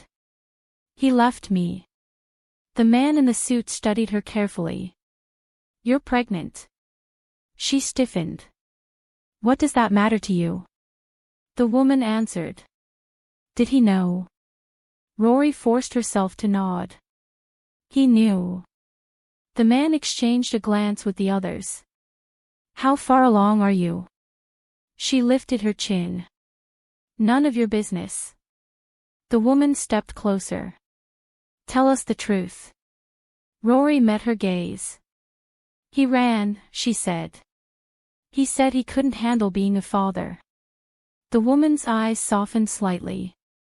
A common reaction. Rory clenched her fists. He said he wanted to disappear. The man in the suit tilted his head. And you? She looked toward the jungle. I'm done chasing ghosts. The three of them exchanged another glance. Then the man said, We'll search the island. Rory's stomach twisted. Do what you want, she said. But he's gone. The woman gave her a long look. If you see him again, tell him we're not here to kill him. Rory didn't answer. Because she wasn't sure she believed her. They combed the island for hours. Calling his name. Tracking footprints. Setting traps. But they found nothing. Only Rory. Only the wreckage. Only the fire pit. Only the lagoon where she washed clothes and gathered food. Only the shelter where they had made love beneath the stars. They questioned her again before leaving. She gave the same story. Over and over. Sawyer had abandoned her. Hadn't returned. Hadn't sent word. Hadn't tried to find her. She repeated it like a prayer. Until they believed her. Until they walked back to the boat. Until the engine roared to life. Until the vessel began to pull away. And still, she stood there. Watching. Waiting. Hoping. Praying. But he didn't come. He stayed hidden. Gone. Vanished. Like he'd never been real at all. The boat ride back to civilization was silent. Cold. Unforgiving. Rory sat near the window, staring at the endless blue outside, feeling the weight of every unspoken word settle deep in her bones. They offered her food. She declined. Water. She barely drank. Questions. She evaded them all. She played the part well. Broken. Betrayed. Abandoned. A woman lost. A mother-to-be clinging to survival. They bought it. Every word. By the time they docked, the sun had risen high above the sky. The resort was gone. The island was gone. The jungle. The fire. The wolf. All gone. She stepped off the boat with hollow feet. Reporters swarmed immediately. Flashes blinded her. Cameras shoved into her face. Miss Sinclair. Is it true you were stranded with a fugitive? Did he threaten you? Are you carrying his child? She didn't answer. Didn't flinch. Didn't cry. Just kept walking. Past the flashing lights. Past the questions. Past the lies. Past the man who had saved her life. Who had loved her. Who had chosen exile over risking her safety. She didn't look back. Not once. Because if she did, she might break. And she couldn't afford to fall apart now. Now that she carried proof of their love inside her. Now that she had to start living a life he had left behind. Back in the city, the world rushed in. News crews. Interviews. Medical exams. Psychological evaluations. People wanted to know how she survived. Wanted to know what happened to the man who had supposedly taken her. Wanted to know why she refused to press charges. She gave vague answers. Smiled politely. Played the role of the broken fiancé, the betrayed lover. The woman who had fallen for a stranger and paid the price. They wrote headlines. Billionaire fiancé stranded with fugitive shifter. Pregnant survivor returns alone. Mysterious man vanishes after saving her life. Rory read them all. Let them print what they wanted. Let them build myths around him. Let them believe he was gone. Because only she knew the truth. Only she remembered the scent of earth and salt that clung to his skin. Only she knew the softness behind his growl. Only she heard his voice in the wind. Only she dreamed of golden eyes watching her sleep. 2 months passed. Then 6. Then a year. She gave birth under a different name. In a quiet hospital room. Alone. But not truly. Because the moment she held her daughter in her arms, she knew. Knew she had done the right thing. Knew she had protected the most important parts of him. She named her Camila. Not because of guilt. Not because of grief. But because of love. Because Camila had changed him. Because Camila had given him a reason to fight. Because Camila had led him back to himself. And now, she lived on in their daughter. Time passed. The media moved on. Martin tried to reach her. She ignored him. Refused his calls. Blocked his number. Let the world forget her name. Let herself become a whisper. A ghost. A woman who had loved a wolf and lost him to duty. To sacrifice. To secrets. And yet, even in the quiet, she felt him. Sometimes, when she walked near the woods behind her modest apartment. Sometimes, when the wind blew just right. Sometimes, when Camila laughed in her sleep. Sometimes, when she lit a candle at night and imagined the fire reaching him wherever he was. She never stopped believing he was out there. Surviving. Hiding. Waiting. Loving.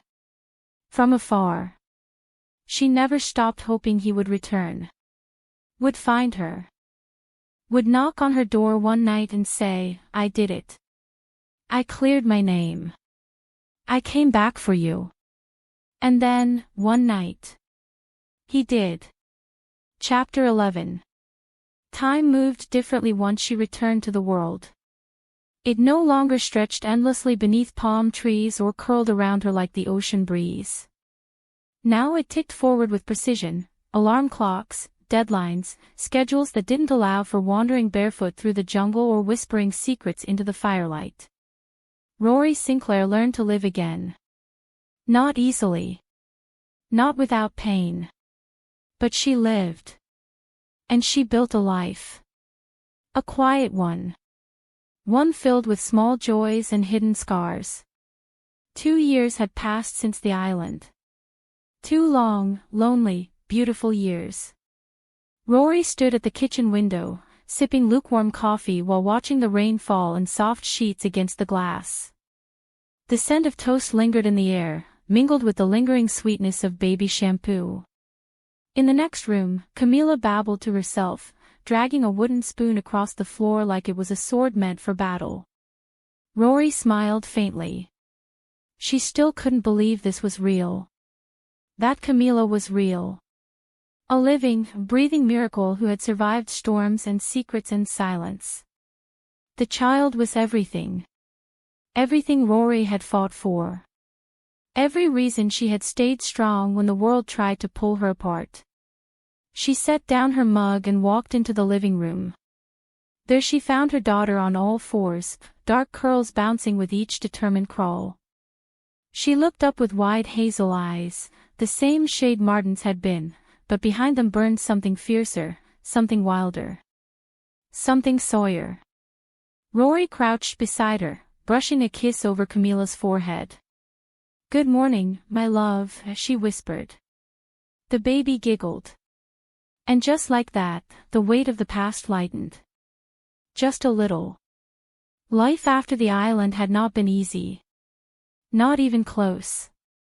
The moment she stepped off the boat and onto solid ground, the world rushed in like a wave she wasn't ready for. Reporters swarmed. Questions flew. Speculation followed. Was he dangerous? Did you fear for your life? Why did he leave you behind? She gave vague answers. Smiled politely. Let them print what they wanted. Because only she knew the truth. Only she remembered the man who had saved her life. Who had loved her. Who had chosen exile so she could have freedom. So she could raise their daughter without fear. She kept his name out of every story. Kept his memory buried deep in her chest. Even when Martin showed up at the hospital, demanding answers, demanding custody, demanding her. She had stared him down. No flinch. No fear. "I'm raising her alone," she had told him. He had scoffed. "You can't be serious." "I am." "You don't even know who the father is," he sneered. Rory had met his gaze with unwavering calm. "Yes, I do." And then she had walked away. Leaving him behind like the rest of the wreckage. The media storm lasted weeks. Headlines screamed about her survival, her mysterious rescuer, the vanished stranger who had disappeared before authorities could question him. Resort heiress returns alone. Fugitive shifter still at large. Motherhood after Mystery Island ordeal. They asked questions she wouldn't answer. Speculated things she refused to confirm. Wrote stories that twisted truth into fiction. But none of it mattered. Because she had her. Her daughter. Her heart. Her hope. She finished her degree, earned her certification, and found work teaching swimming at a private school where parents valued discretion and children were too young to ask difficult questions. She rented a modest apartment near the water, close enough to hear the waves at night, far enough from the city lights to dream in peace. She kept her head down. Built walls. Made friends slowly. Loved carefully. And always, always, she carried Sawyer inside her. In memories. In dreams. In the way she sometimes woke with tears on her cheeks, golden eyes burned into her mind. At first, the reporters followed her. Stalked her outside the school. Left messages on her voicemail. But time dulled the scandal. Other tragedies took precedence. New celebrities rose. Old ones fell. And Rory faded into obscurity. Exactly where she wanted to be. Except for the nights when the wind howled outside her window and she swore she heard him in the sound. Except for the mornings when Camilla reached for her with those same fierce eyes, so much like his, and she felt her throat tighten with emotion. Except for the times when she sat by the window late at night, tracing patterns on the fogged glass, wondering if he was still alive. If he ever thought of her. If he had found peace. Or punishment. Or death. She never told anyone the truth. Not about the wolf. Not about Sawyer. Not about the way she had fallen in love on an island that had nearly swallowed them whole. Not even to herself. Not out loud. Only in the quiet spaces. Only in the hush of night. Only in the lullabies she sang to Camilla. Songs she hadn't known until the island taught her their meaning. By the time Camilla turned 1, Rory had settled into routine. She taught 5 days a week. Cooked simple meals. Read bedtime stories. Played in puddles. Taught her daughter to splash in the bath. To laugh when the wind blew. To dance to music only they could hear. She was happy. Not perfect. Not untouched. But happy. Still, there were moments when the past clawed its way back. When the phone rang in the middle of the night. When she saw a shadow move past the curtains. When she caught a scent, earthy, musky, familiar, that made her pulse race. Once, walking along the beach with Camilla strapped to her chest, she thought she saw someone watching her from the cliffs above. Tall. Broad-shouldered.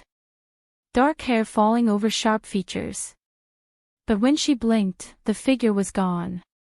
Gone like ghosts. Like memories. Like the man she had lost. Martin tried to come back. Of course he did. He showed up uninvited at her door one evening, dressed in tailored linen, cologne sharp and familiar. "Rory," he said, smiling like he still owned her name. She didn't invite him in. Didn't offer tea. Didn't pretend to care. "What do you want?" she asked, arms crossed over her chest. He looked past her, toward the crib in the corner where Camilla slept. "She looks like me," he murmured. Rory stiffened. "She has your eyes," he added, stepping closer. "But she should have mine." Rory's jaw tightened. "She belongs to me." He sighed, shaking his head. "Biologically, yes. But legally? That's another matter." Her stomach dropped.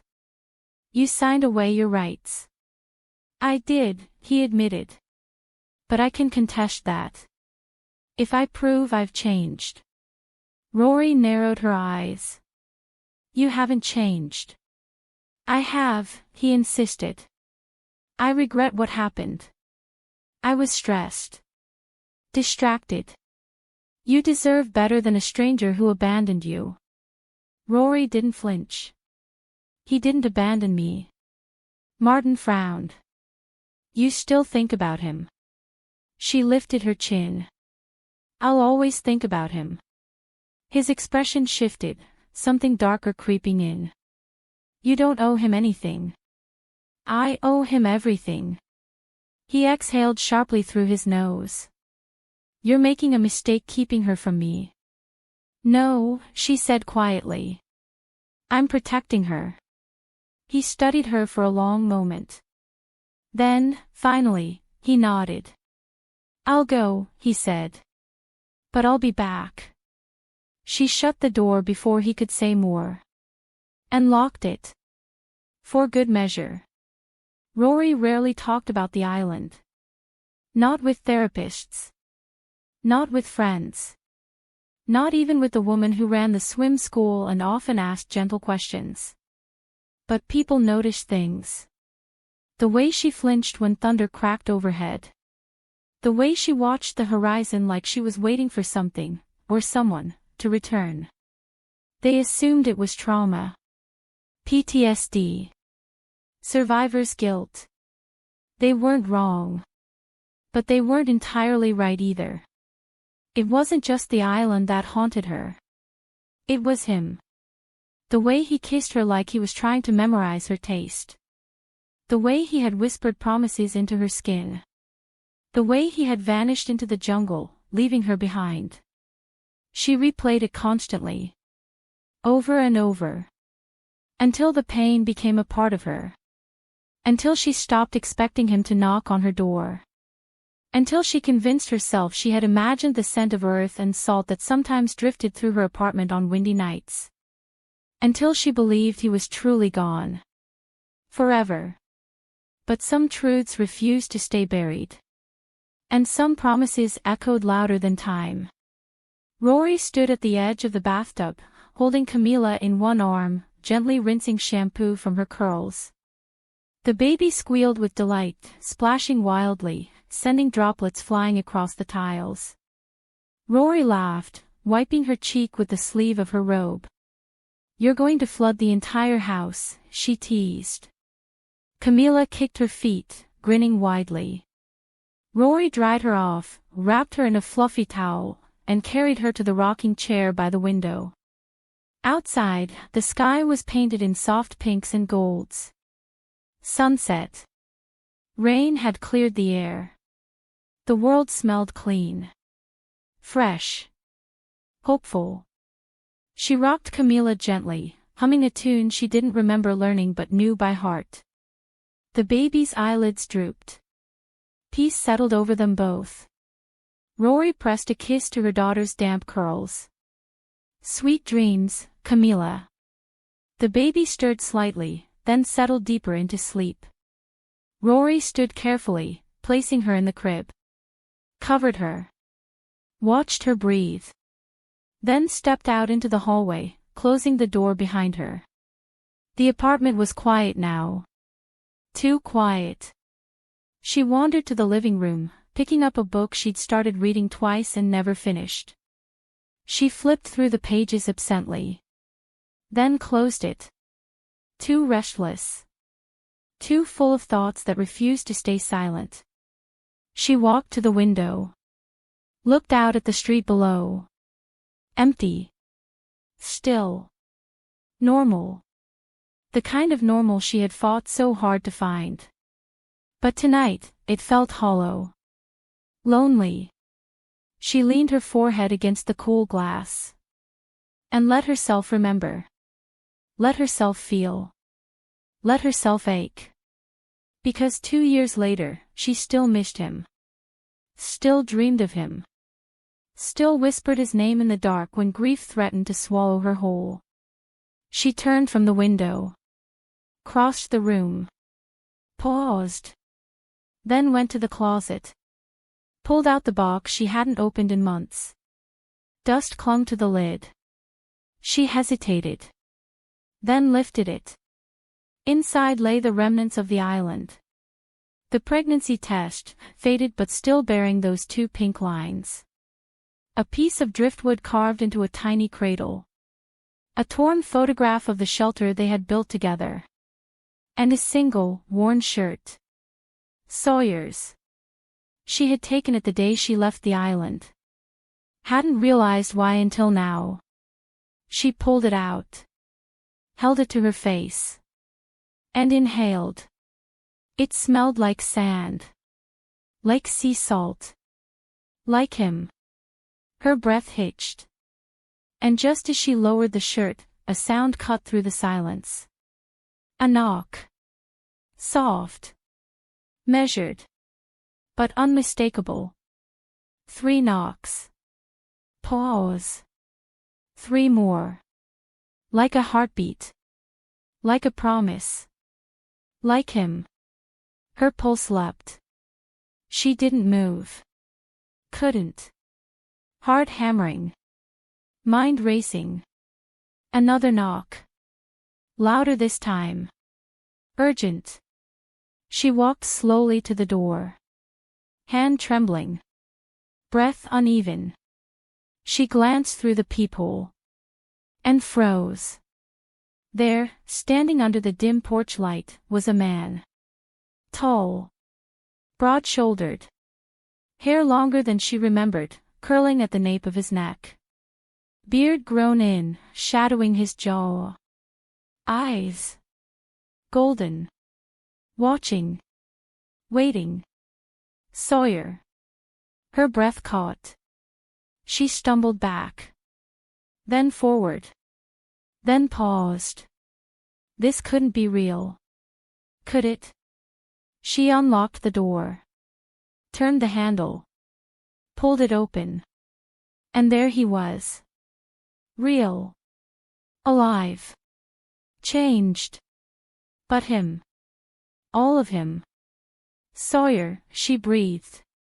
He stood there, rainwater clinging to his coat, boots soaked through, hands shoved into his pockets like he was afraid to reach for her.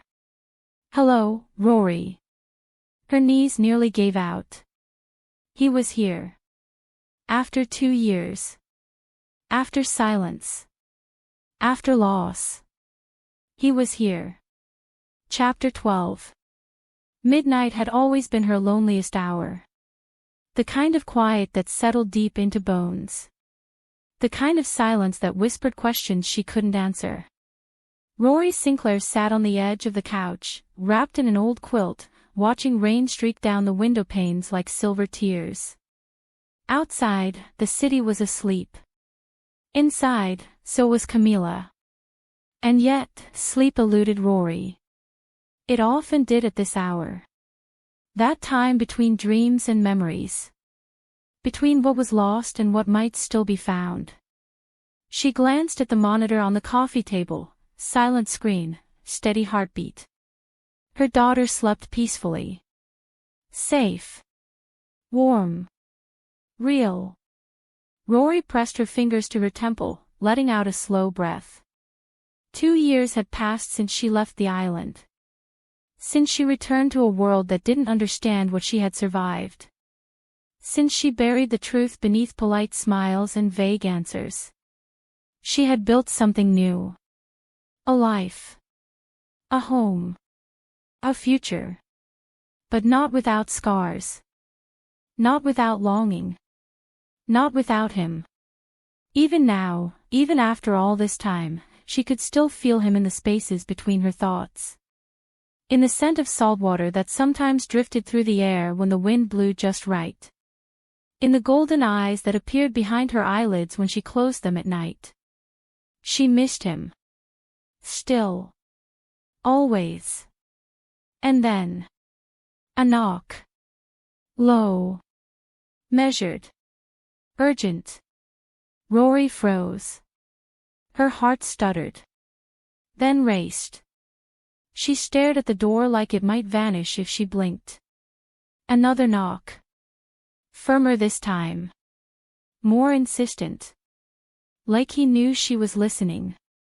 Like he was waiting for her to remember. To believe. To open. She rose slowly, blanket slipping from her shoulders, bare feet silent against the wood floor.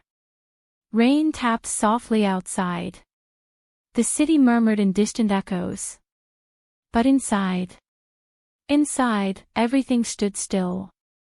She reached for the deadbolt. Paused. Then turned the lock. Pulled the door open. And there he was. Sawyer Blake. Leaner than she remembered. His body more defined by hardship than luxury. Hair longer, curling slightly at the nape of his neck. Beard grown in, shadowing his jawline. But those eyes. Those golden brown eyes that had watched her sleep on the island. That had followed her through the jungle. That had haunted her dreams. They were unchanged. Unmistakable. Alive. Rory's breath caught. She stared at him like he was a ghost. Or a miracle. Maybe both. You're real, she whispered. He gave a small, tired smile. "Hello, Rory." Her knees nearly gave out. She gripped the doorframe tighter. "What are you doing here?" she asked, voice shaking. "I told you I'd find you again." She swallowed hard. "That was 2 years ago." "I know." Silence stretched between them. Thick. Heavy. Full of everything they hadn't said. Everything they hadn't resolved. Everything they had lost. And everything they might still reclaim. Rory stepped back. Just enough to let him in. And he crossed the threshold like a man returning to the only place that had ever felt like home. He smelled like earth and storm. Like firewood and musk. Like the past walking straight into the present. Rory shut the door slowly, turning to face him. He stood just inside, coat damp from the midnight rain, boots soaked through. She wanted to touch him. To make sure he was solid. But she held herself back. Heart hammering. Eyes searching. "You're alive," she said again, voice barely above a whisper. "Yes. You came back." "I did." She took a step closer. "You promised me you wouldn't." He met her gaze. "I lied." That word, lied, hit her harder than she expected. Because it meant he had chosen to stay away. Had chosen to let her believe he was gone. Forever. She swallowed the hurt before it could rise too high. "I don't know whether to kiss you or slap you." He exhaled, running a hand through his hair. "You can do both." She shook her head, arms folding tightly over her chest. "No," she said. "I'm not that girl anymore. The one who waited. Who hoped. Who dreamed of golden eyes in the dark. I'm not the woman who used to cry over the sound of thunder because it reminded me of the day we crashed." He flinched. "I'm not the woman who wore your name like a secret." His throat moved. "I'm a mother now," she continued, voice steadier. "I work. I raise my daughter. I live." He nodded slowly. "I know." She frowned. "How?" He looked toward the hallway, where the baby monitor sat quietly blinking on the side table. "She has your eyes," he said softly. Rory stiffened. "You've been watching us." He hesitated. "Only long enough to make sure you were safe." She narrowed her eyes. "That doesn't answer my question." He exhaled. "I needed to know you were okay. That she was okay." Rory studied him. Then, finally, she asked the question that had burned behind her ribs for 2 long years. "Why now?" He looked at her. Really looked. "I turned myself in," he said simply. Her breath caught. "I went back. Voluntarily." Her mouth fell open. "You what?" He nodded. "I handed over everything Camila left behind. The evidence. The files. The recordings." Rory's hands trembled. "You faced them." "All of them," he confirmed. "My pack. The board. The authorities. And they convicted the men responsible for framing me. For killing Camila." She let the words settle. Let them sink in. Let them change everything. "You're free." He nodded. "For good." Tears welled in her eyes. Joy. Anger. Disbelief. All of it tangled together in her chest. "You bastard," she whispered. He smiled faintly. "I deserve that. You disappeared. You made me lie for you." "I did. You made me forget you. I never asked you to. But you wanted me to." He was quiet for a long moment. "I wanted you to be safe. And now. He took a step closer. I want you to forgive me. She didn't move. Didn't speak. Just watched him. Waited for the punchline. For the part where he vanished again. But he didn't look like a man preparing to run. He looked like someone who had come home. At last. I thought I was doing the right thing, he said quietly. Leaving you behind. Letting you build a life without me. His voice dropped. But I was wrong. She blinked. You were wrong. He nodded. I should have fought for you. You could have fought for me. I didn't think I deserved to.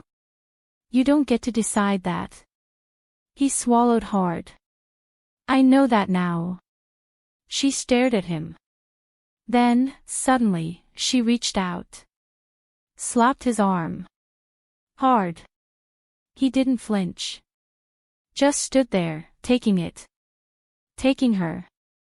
Taking every ounce of grief and fury and love she had carried in her chest for 2 long years. You absolute jerk, she snapped. Do you have any idea what I went through? What I lived with?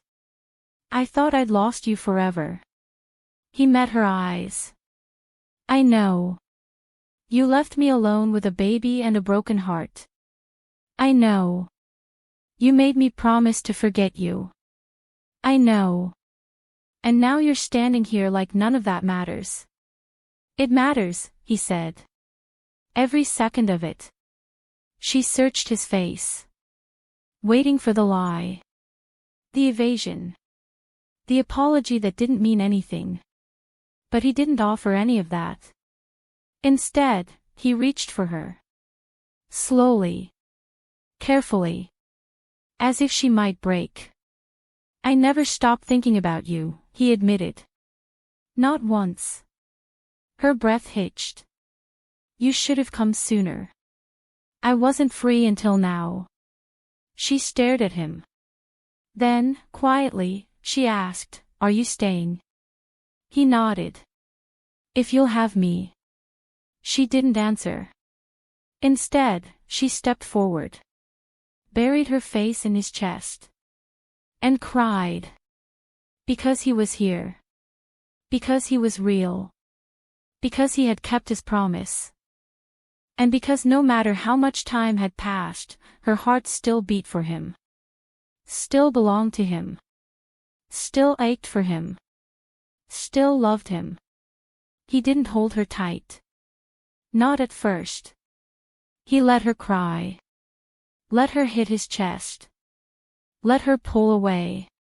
Let her push him. Let her scream. You idiot, she whispered fiercely. You stupid, stupid man. He didn't argue. Just watched her. Let her unravel. Until she had nothing left. Until she collapsed against him again. And then he held her. Strong. Steady. Real. I'm sorry, he murmured into her hair. She didn't respond.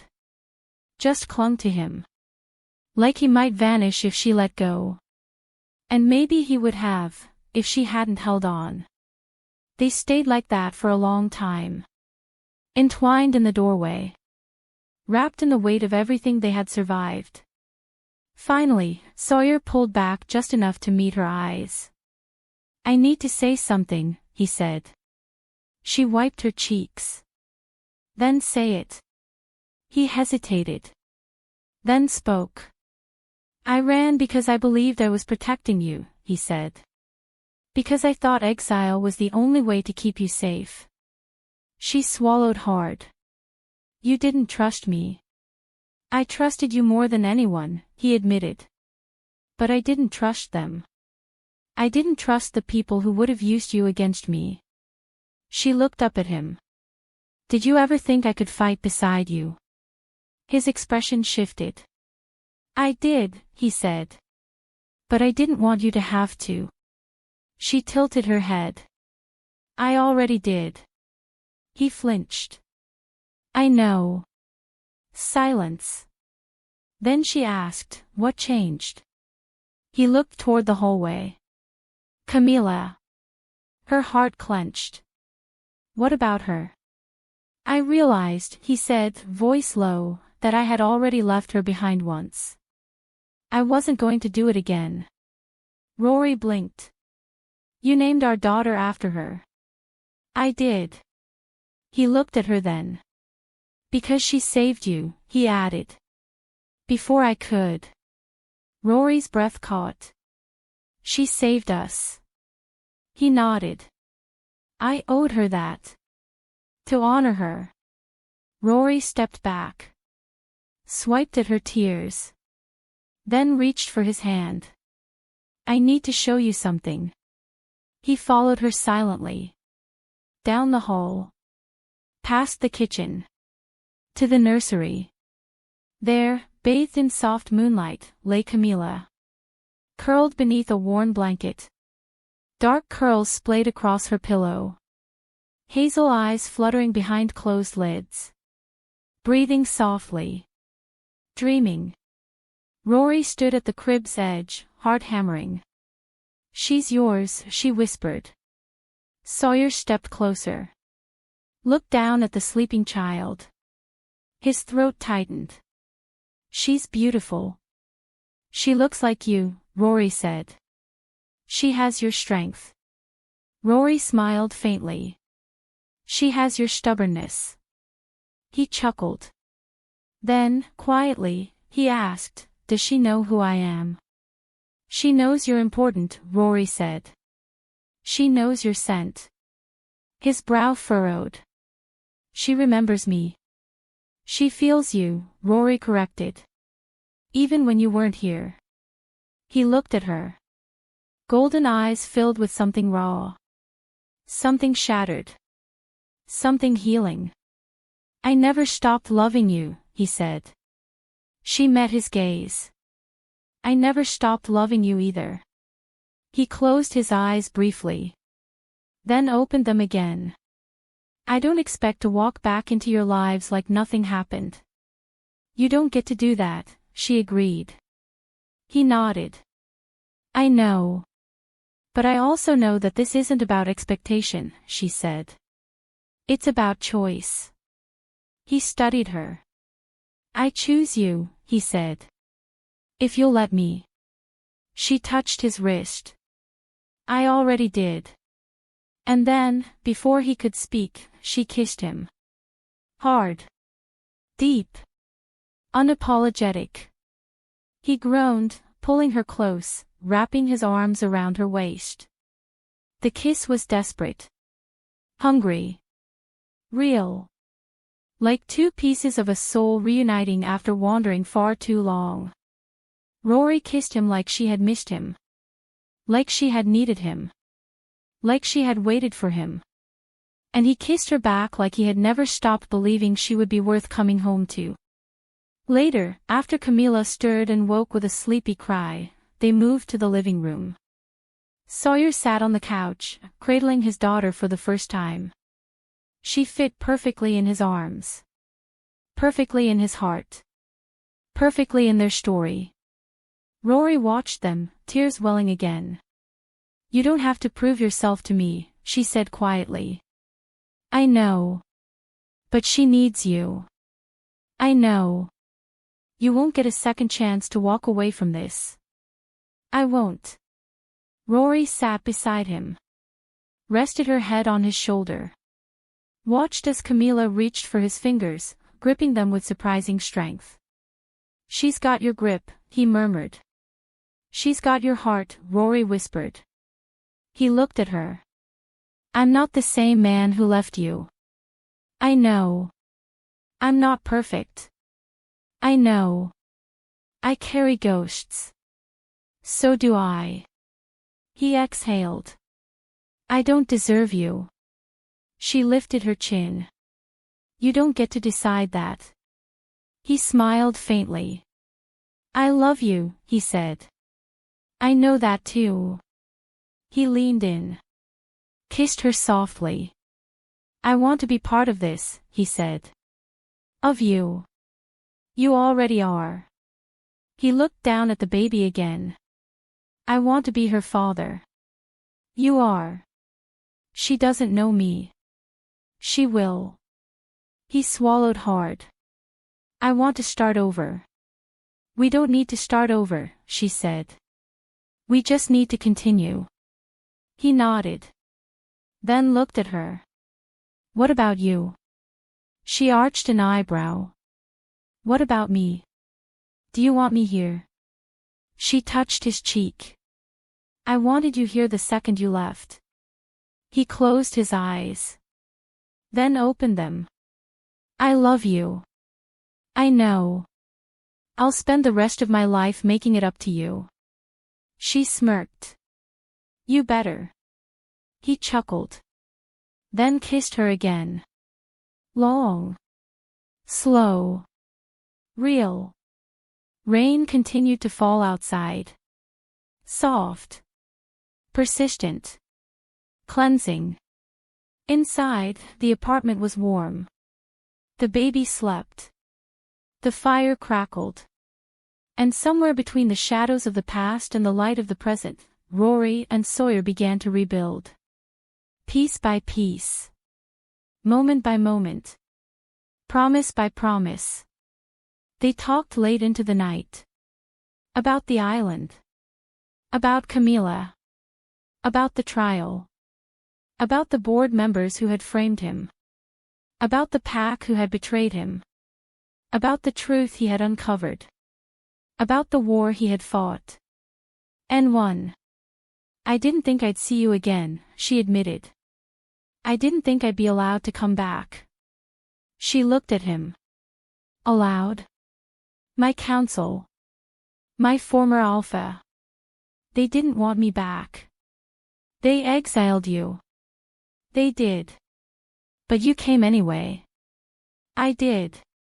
She studied him. You chose me. I chose us. She smiled. I liked you better when you said things like that. I'll say them more often. I'd like that. He brushed a thumb across her cheek. I've done things I regret. I know. I've hurt people. I know. I don't expect forgiveness. You already have it. He stared at her. She met his gaze. I forgave you the moment I saw you standing at my door. His grip tightened on her hand. You shouldn't. I do. He leaned forward. Kissed her. Then whispered, I don't know how to be a husband. You'll learn. I don't know how to be a father. You'll figure it out. He smiled. Then looked at her stomach. You're still carrying our child. She nodded. A boy. His eyes widened. A son. He's due next month. Sawyer's breath caught. He looked at her like she had given him another miracle. I can't believe this is real. It is. I don't know what to say. Say you'll stay. I will. Say you'll fight for us. I already am. She touched his face.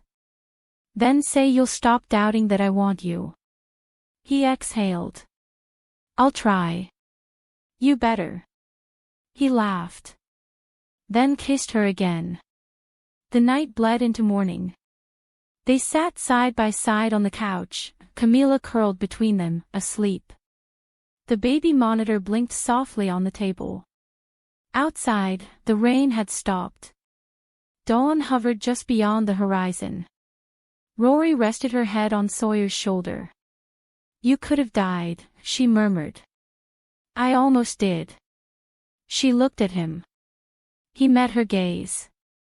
They tried to kill me, he admitted. Twice. Her stomach twisted. But I survived. How?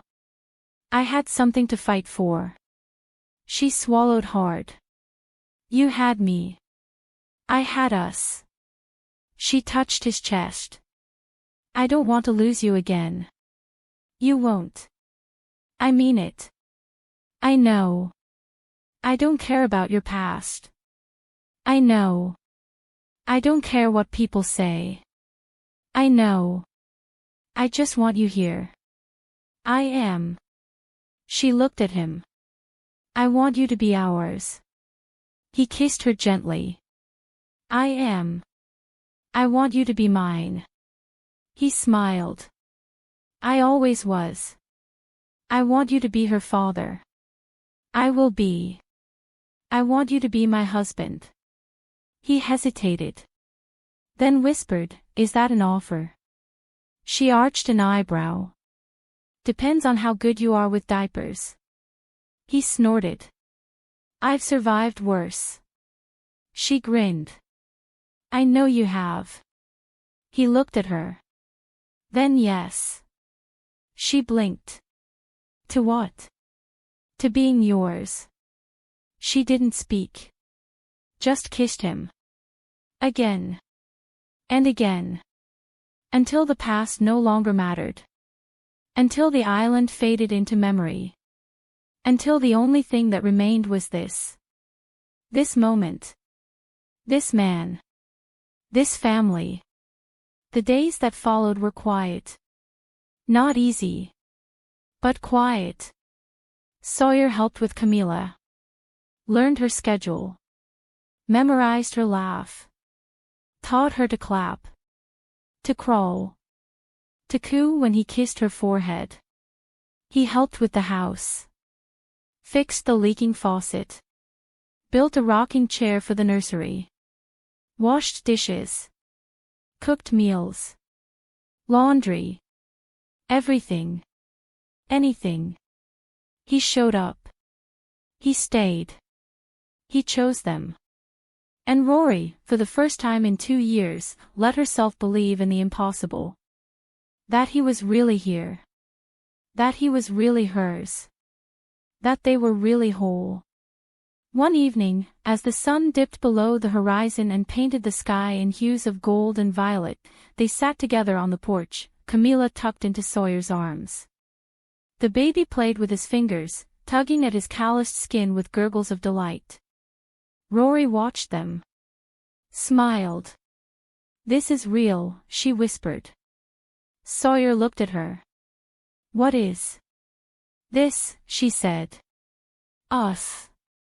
Her. Our life. He nodded. It is. I used to dream of this, she admitted. Used to wonder if you were still out there. If you were okay. If you remembered me. I never forgot you. She looked at him. I used to hate you for leaving. I know. I used to blame you for disappearing. I deserve that. She shook her head. No, she said. You didn't. She reached for his hand. You did what you thought was right. And I did what I had to do to survive. He squeezed her fingers. I wish I could have been there when she was born. I wish you had too. He looked at her. I'll be there for this one. She touched her belly. I know. He leaned in. Kissed her temple. I'll never leave again. She smiled faintly. You better not. He looked at her. I don't know how to be normal. You don't have to be. I don't know how to be human. You don't have to pretend. He studied her. You're the only person who sees me for what I am, and still chooses me. I always will. He kissed her. Then pulled back. I love you. She touched his face. I love you too. And in the hush of twilight, with a daughter between them and a son on the way, they sat together beneath the stars. Let the night wrap around them. Let the past remain in its place. Let the future unfold. Together. Always. Epilogue. Rain tapped gently against the windowpane like a lullaby sung by the sky. Soft. Consistent. Comforting. Inside, the apartment was warm. Golden light spilled from the small lamp beside the rocking chair. The scent of lavender and sea salt lingered in the air, faint, familiar, like a memory clinging to skin. Sawyer Blake sat on the edge of the couch, barefoot, shirtless beneath a thin blanket, cradling a sleeping child in his arms. Camilla. His daughter. Their miracle. She fit perfectly in the crook of his arm, curled into him like she had always known where she belonged. Like she had always been his. He stared at her face, studying every detail as if memorizing it forever. Dark curls pressed softly against her brow. Hazel eyes fluttering behind closed lids. Tiny fingers curled around the fabric of his sleeve. A heartbeat thudded steadily against his palm. And he felt something he thought he might never feel again. Peace. Hope. Home. Across the room, Rory Sinclair stood at the kitchen sink, rinsing a dish under warm water, her back turned to him. The soft hum of a lullaby drifted from her lips, barely audible over the sound of falling rain. She hadn't changed much in 2 years. Still beautiful. Still kind. Still fierce. But there was something new now. Strength. Resilience. Grief softened by time but not erased. She moved with purpose. Spoke with quiet confidence. Loved with open hands. And though she had built a life without him, he could see now, she had never stopped waiting for him. Never stopped believing he would return. He tightened his grip slightly on Camilla, feeling the weight of everything he had nearly lost. I can hear you breathing, Rory said softly, still facing the sink. Sawyer smiled faintly. You always could. She turned then. Met his gaze. For a moment, neither spoke. Just looked. Really looked. Two people who had lived lifetimes apart, now reunited in the quietest way possible. You haven't put her down, she murmured after a beat. He glanced at the baby again. She's used to motion, he said simply. I think she likes being held. Rory walked toward him, drying her hands on the towel slung over her shoulder. She always liked that, she admitted. From me. Sawyer lifted his eyes to hers. You told her my name. Rory nodded slowly. Yes. She knows who I am. She knows you're important. That word again. Important. As if he were more than just a man. As if he were magic. Or myth. Or fate. Rory sank onto the couch beside him, careful not to disturb their daughter. She studied them both. You're thinner, she said quietly. He gave a dry chuckle. I've been running for most of the last 2 years. Her jaw tightened. That wasn't funny. It wasn't meant to be. Silence stretched between them. Then. Why did you wait so long? She asked. He shook his head. I wanted to come sooner. But I couldn't until I knew it was safe. She frowned. They let you go. They had no choice, he said. Once the truth came out. She met his gaze. And what about your pack? He exhaled slowly. They won't come for me anymore. She searched his face. You mean they accepted you back? He hesitated. In their own way. She tilted her head. That means something. It does. He looked at her. But not more than this. He gestured subtly between them. This, he repeated. You. Her. Me. Rory's throat tightened. I thought I'd never see you again. I know. You promised me you'd find me. I lied. She blinked. I don't know how I feel about that. I'm here now. She reached for his hand. Touched it gently. I know. They sat together in silence for a while, letting the moment settle, letting everything be real. Sawyer shifted slightly, adjusting Camilla in his arms. She stirred, murmured in her sleep, then settled again. He watched her, then looked at Rory. You named her Camilla. She nodded. I did. His Adam's apple bobbed. Why? Rory leaned closer. Because she matters to you. His expression wavered. She was someone good, he admitted. Someone brave. She was someone you loved. He swallowed hard. I didn't want you to carry that name alone. She touched his chest. You didn't have to give up everything to protect us. He looked at her. I didn't give up anything. His voice dropped. I found it again. She searched his face. You could have died. I almost did. Her breath caught. I should hate you for that. You should. But I don't. I know. She reached for their daughter. Brushed a curl from her forehead. I used to dream of this, she whispered. What part? All of it. He was quiet for a long moment. Then said, so did I. She looked at him. Did you ever stop thinking about me? No, he said honestly. Not once. She let that settle deep in her chest. Then asked, what happens now? He kissed Camilla's temple. We start over. She arched an eyebrow. You say it like it's that simple. It's not, he agreed. But we can try. She bit her lip. I'm not the same person. I know. I'm not the woman who ran away with a stranger on a boat. No, he agreed. You're stronger. She smiled faintly. I had to be. He looked at her. I love you.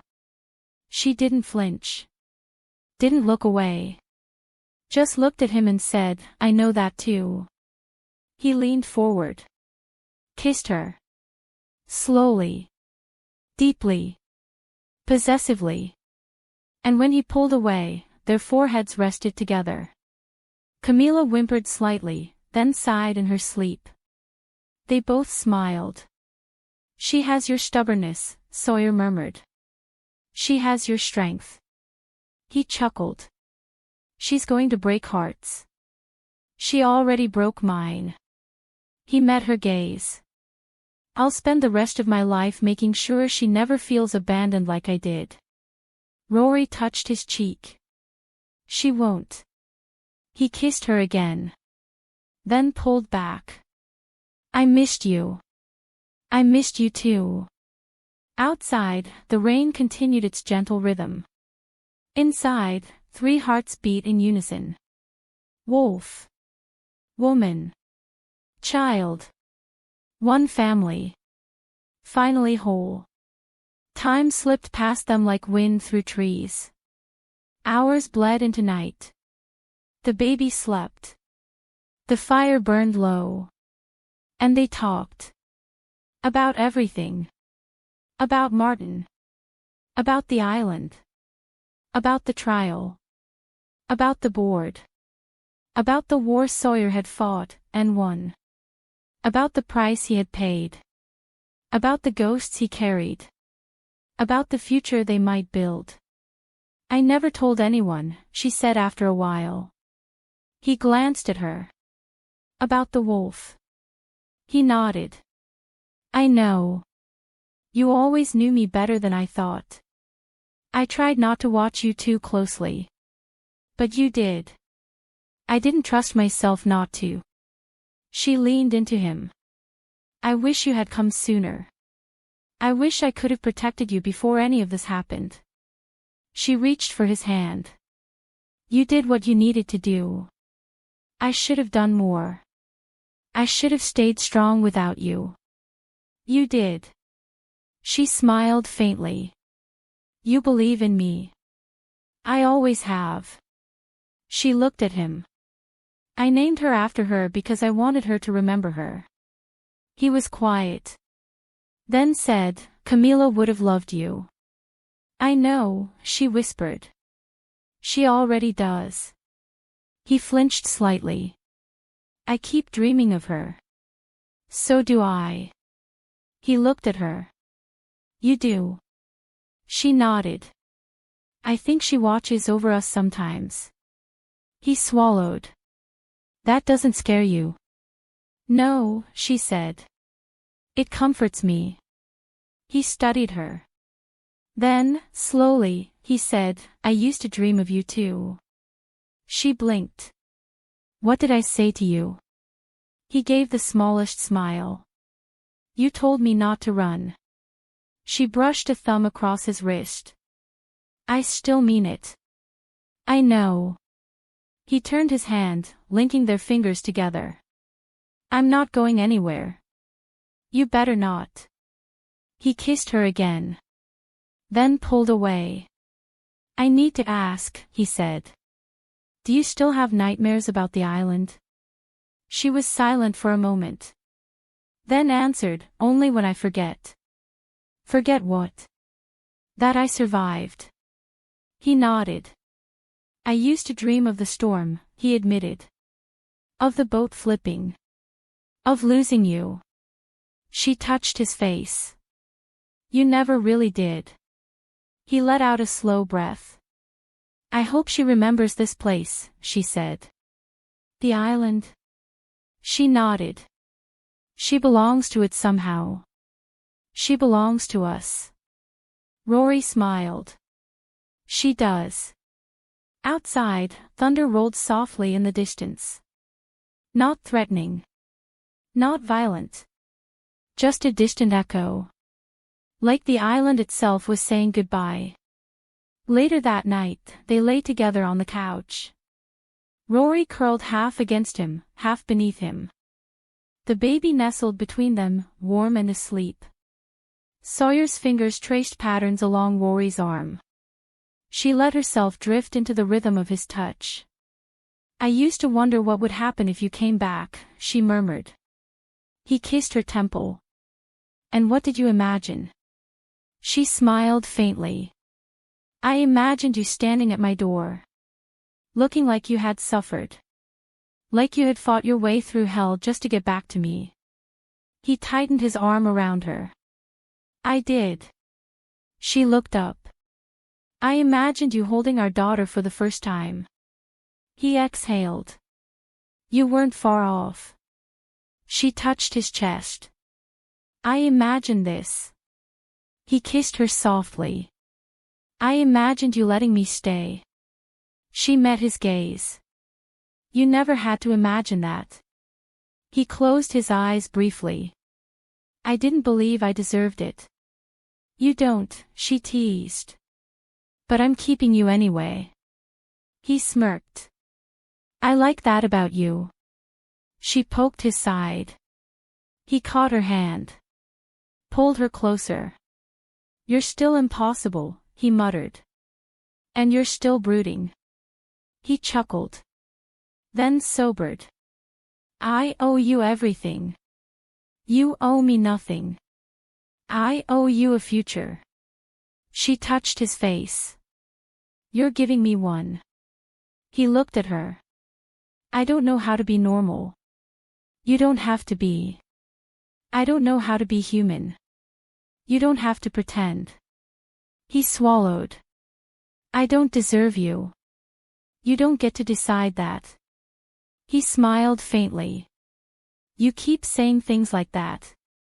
I'll keep saying them until you believe them. I do, he admitted. I just don't understand why you still do. She touched his lips. Because you saved me. I always will. Because you made me stronger. I saw it happening. Because you showed me I was never truly alone. You weren't. You taught me how to survive. You taught me how to live. He kissed her again. Then pulled back. I love you. I know. I don't know how to be a husband. You'll learn. I don't know how to be a father. You already are. He looked down at the baby again. I want to do right by both of you. You will. He exhaled. I'm not perfect. You're not supposed to be. He smiled at that. Then looked at her. I don't know how to give you the life you deserve. You already did. He kissed her again. And again. Until the world faded. Until only they remained. Only this. Only love. Only truth. Morning came. Soft. Bright. Full of promise. Rory woke to the scent of coffee brewing and the hush of rain easing into morning mist. Beside her, the crib was empty. She rose slowly, wrapping a robe around her shoulders, padding barefoot into the living room. There, bathed in early sunlight, was Sawyer. Standing near the window. Camilla in his arms. Watching the city wake up. He looked like a man who had finally stepped into the light. She approached quietly. Slipped her arms around his waist. Rested her head against his back. He tensed slightly, then relaxed. How long have you been awake? She asked. A while. You're watching her. I'm learning her. She smiled. She's worth learning. He turned in her arms. Looked at her. Then kissed her. Good morning, he whispered against her lips. Good morning, she replied. He pulled back just enough to meet her gaze. I made breakfast. She blinked. You cook. He smirked. There's a lot you don't know about me. She arched an eyebrow. Are you trying to impress me? I'm trying to earn you back. She laughed. You don't have to earn me. I do. No, she corrected. You just have to stay. He nodded slowly. I will. He led her to the table. Scrambled eggs. Toast. Coffee. Simple. Perfect. She sat across from him. He watched her eat. She raised an eyebrow. You going to stare all day? I've earned the right. To what? To watch you. She smiled. To the casual observer, this might have seemed strange. A woman raising a child alone. A man returning from exile. Two people building something new from survival and loss. But to them, this was home. This was healing. This was hope. Later, they walked. Through the neighborhood. Past the park. Past the school. Past the quiet places where the world didn't know their names. Where they could move freely. Unwatched. Unchased. Unburdened. Camilla slept in her sling, tucked close to Rory's chest. Sawyer walked beside them, his steps confident. Grounded. Real. Rory glanced at him. You're different. He glanced at her.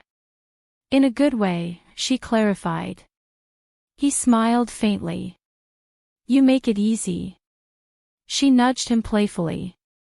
I make it hard. He chuckled. Yeah. She looked at him. You're happy. He paused. Then said, I think I am. She touched his wrist. You deserve this. He looked at her. I don't know if I ever believed I would find it. You did. I did. He pulled her closer, kissing her hair. I don't want to lose this. You won't. He breathed in deeply. You smell like home. She smiled. I think that's the nicest thing you've ever said. He looked at her. You are home. She kissed him again. Because he was worth it. Because she was glad. Because this was their story. Their life. Their second chance at love. Months passed. Quietly. Beautifully. Imperfectly. They learned each other again. Rebuilt pieces they had broken. Rediscovered themselves. Found new routines. New traditions. New ways to tell each other they were loved. Some nights, Sawyer still vanished into the dark, pacing outside like the wildness inside him never fully left. But he always returned. Always. By dawn, he was beside her again. Warm. Solid. Alive. In those moments, she reminded herself that this was real. That he was here. That they were hers. All of them. Their lives unfolded slowly, deliberately. Sawyer helped with Camilla. Learned her schedule. Memorized her laugh. Taught her to clap. To crawl. To coo when he kissed her forehead. He fixed what was broken. Built what was missing. Washed dishes. Cooked meals. Laundry. Everything. Anything. He showed up. He stayed. He chose them. And Rory, for the first time in 2 long years, let herself believe in the impossible. That he was really here. After everything. After betrayal. After loss. After storms and waves and wolves and islands and quicksand and venomous snakes and men in dark suits chasing shadows. After grief. After guilt. After secrets. After silence. After dreams of golden eyes watching her sleep. He was here. With her. With their daughter. With the life they had built from fragments. One evening, as the sun dipped below the horizon and painted the sky in hues of gold and violet, they sat together on the porch. Camilla played between them, dragging a wooden spoon across the boards, babbling to herself like she was telling stories only she could understand. Rory rocked gently in the chair. Sawyer leaned against the railing. Moonlight wrapped around them. Stars bloomed overhead. And the rain had stopped. Left behind only the scent of earth and salt. A whisper of the ocean. A memory of the island. Rory looked at him. "You know," she said, "I used to dream of you." He turned toward her. "Every night." He smiled faintly. "Did I talk to you?" She nodded. "Sometimes." He waited. She continued. "You showed me the way back," she whispered. "Even when I was lost." He studied her. "You always found your own path." "No," she said. "You were the one who led me home." He reached for her hand. Held it tightly. "I'm not afraid of you," she said suddenly. He blinked. "I know. I'm not afraid of what you are." His throat moved. "I know. I never was. I know that too." She looked at him. "I love the wolf in you." He stilled. Then said, "He loves you too." She smiled. "I know." He kissed her knuckles. "I won't let anyone take you again. You don't have to fight for us anymore. I always will." She touched his face. "We're okay now." A pause. "Then, we are." He looked at her. Then added, "But I'm still not normal. I wouldn't want you to be." He smirked. "You're impossible." "I know." He kissed her again. Long. Slow. Real. When they pulled apart, Camilla squealed with delight, clapping her hands. They both laughed. And then, quietly, he said, "I never stopped loving you." She exhaled. "I know." I never stopped needing you. I know. I never stopped dreaming of this. She smiled. I know that too. He kissed her. Then pulled back. Will you marry me? She blinked. He didn't look nervous. Didn't look uncertain. Just steady. Certain. The words had come like a promise. Not a question. A vow. She touched his face. Yes. He kissed her again. And again. Then pulled back. We'll do it right this time. She grinned. We'll do it our way. He smiled. Whatever you want. She cupped his face. I want you. That's enough. He kissed her. Then looked at their daughter. I want her to know where she came from. She already does. He smiled. She has her mother's courage. She has her father's heart. He looked at her.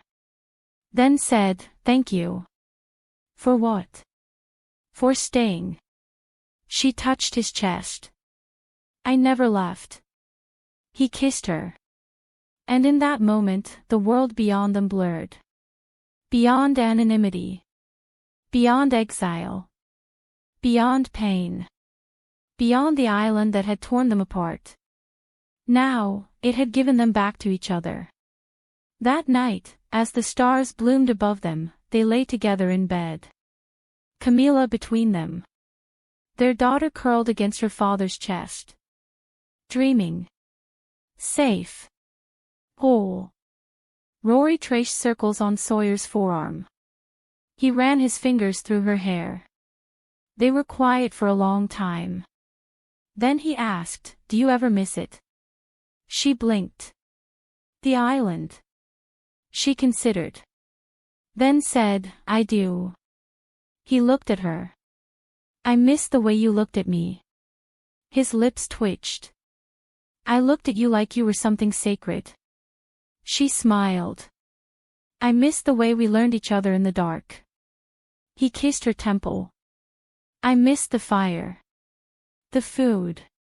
The way you argued with me constantly. I miss the way you listened. He chuckled. I miss the way you held me when I was sick. I miss the way you made me feel seen. She touched his face. I miss the way you kissed me like I was yours. He met her gaze. You always were. She kissed him. Long. Slow. Real. When she pulled back, she whispered, I miss the way you whispered my name like it was a prayer. He smiled. I still do. She snuggled closer.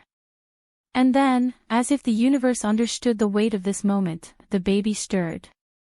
Let out a sleepy little cry. Rory reached for her. Sawyer moved with her. Together. Always. They rocked her back to sleep. Side by side. Fingers entwined. Heartbeats aligned. And as the night settled around them like a blanket, as the world outside pulsed with life they no longer feared, as the rain eased into silence and the stars blinked overhead like ancient witnesses to their story, Rory whispered the final line of an old tale, spoken beneath moonlight and sand. 3 lives becoming one. Sawyer kissed her again. And somewhere, far across the sea, the island remembered the lovers who had left it behind. Remembered the woman who had trusted the wolf. Remembered the man who had found redemption in a kiss. Remembered the child born from chaos and sacrifice. And in the hush of wind through trees, in the hush of waves against shore, in the hush of golden eyes watching from the jungle's edge, the island whispered back. Yes. This was love. This was truth. This was home. And some islands never forget the ones who walk their shores.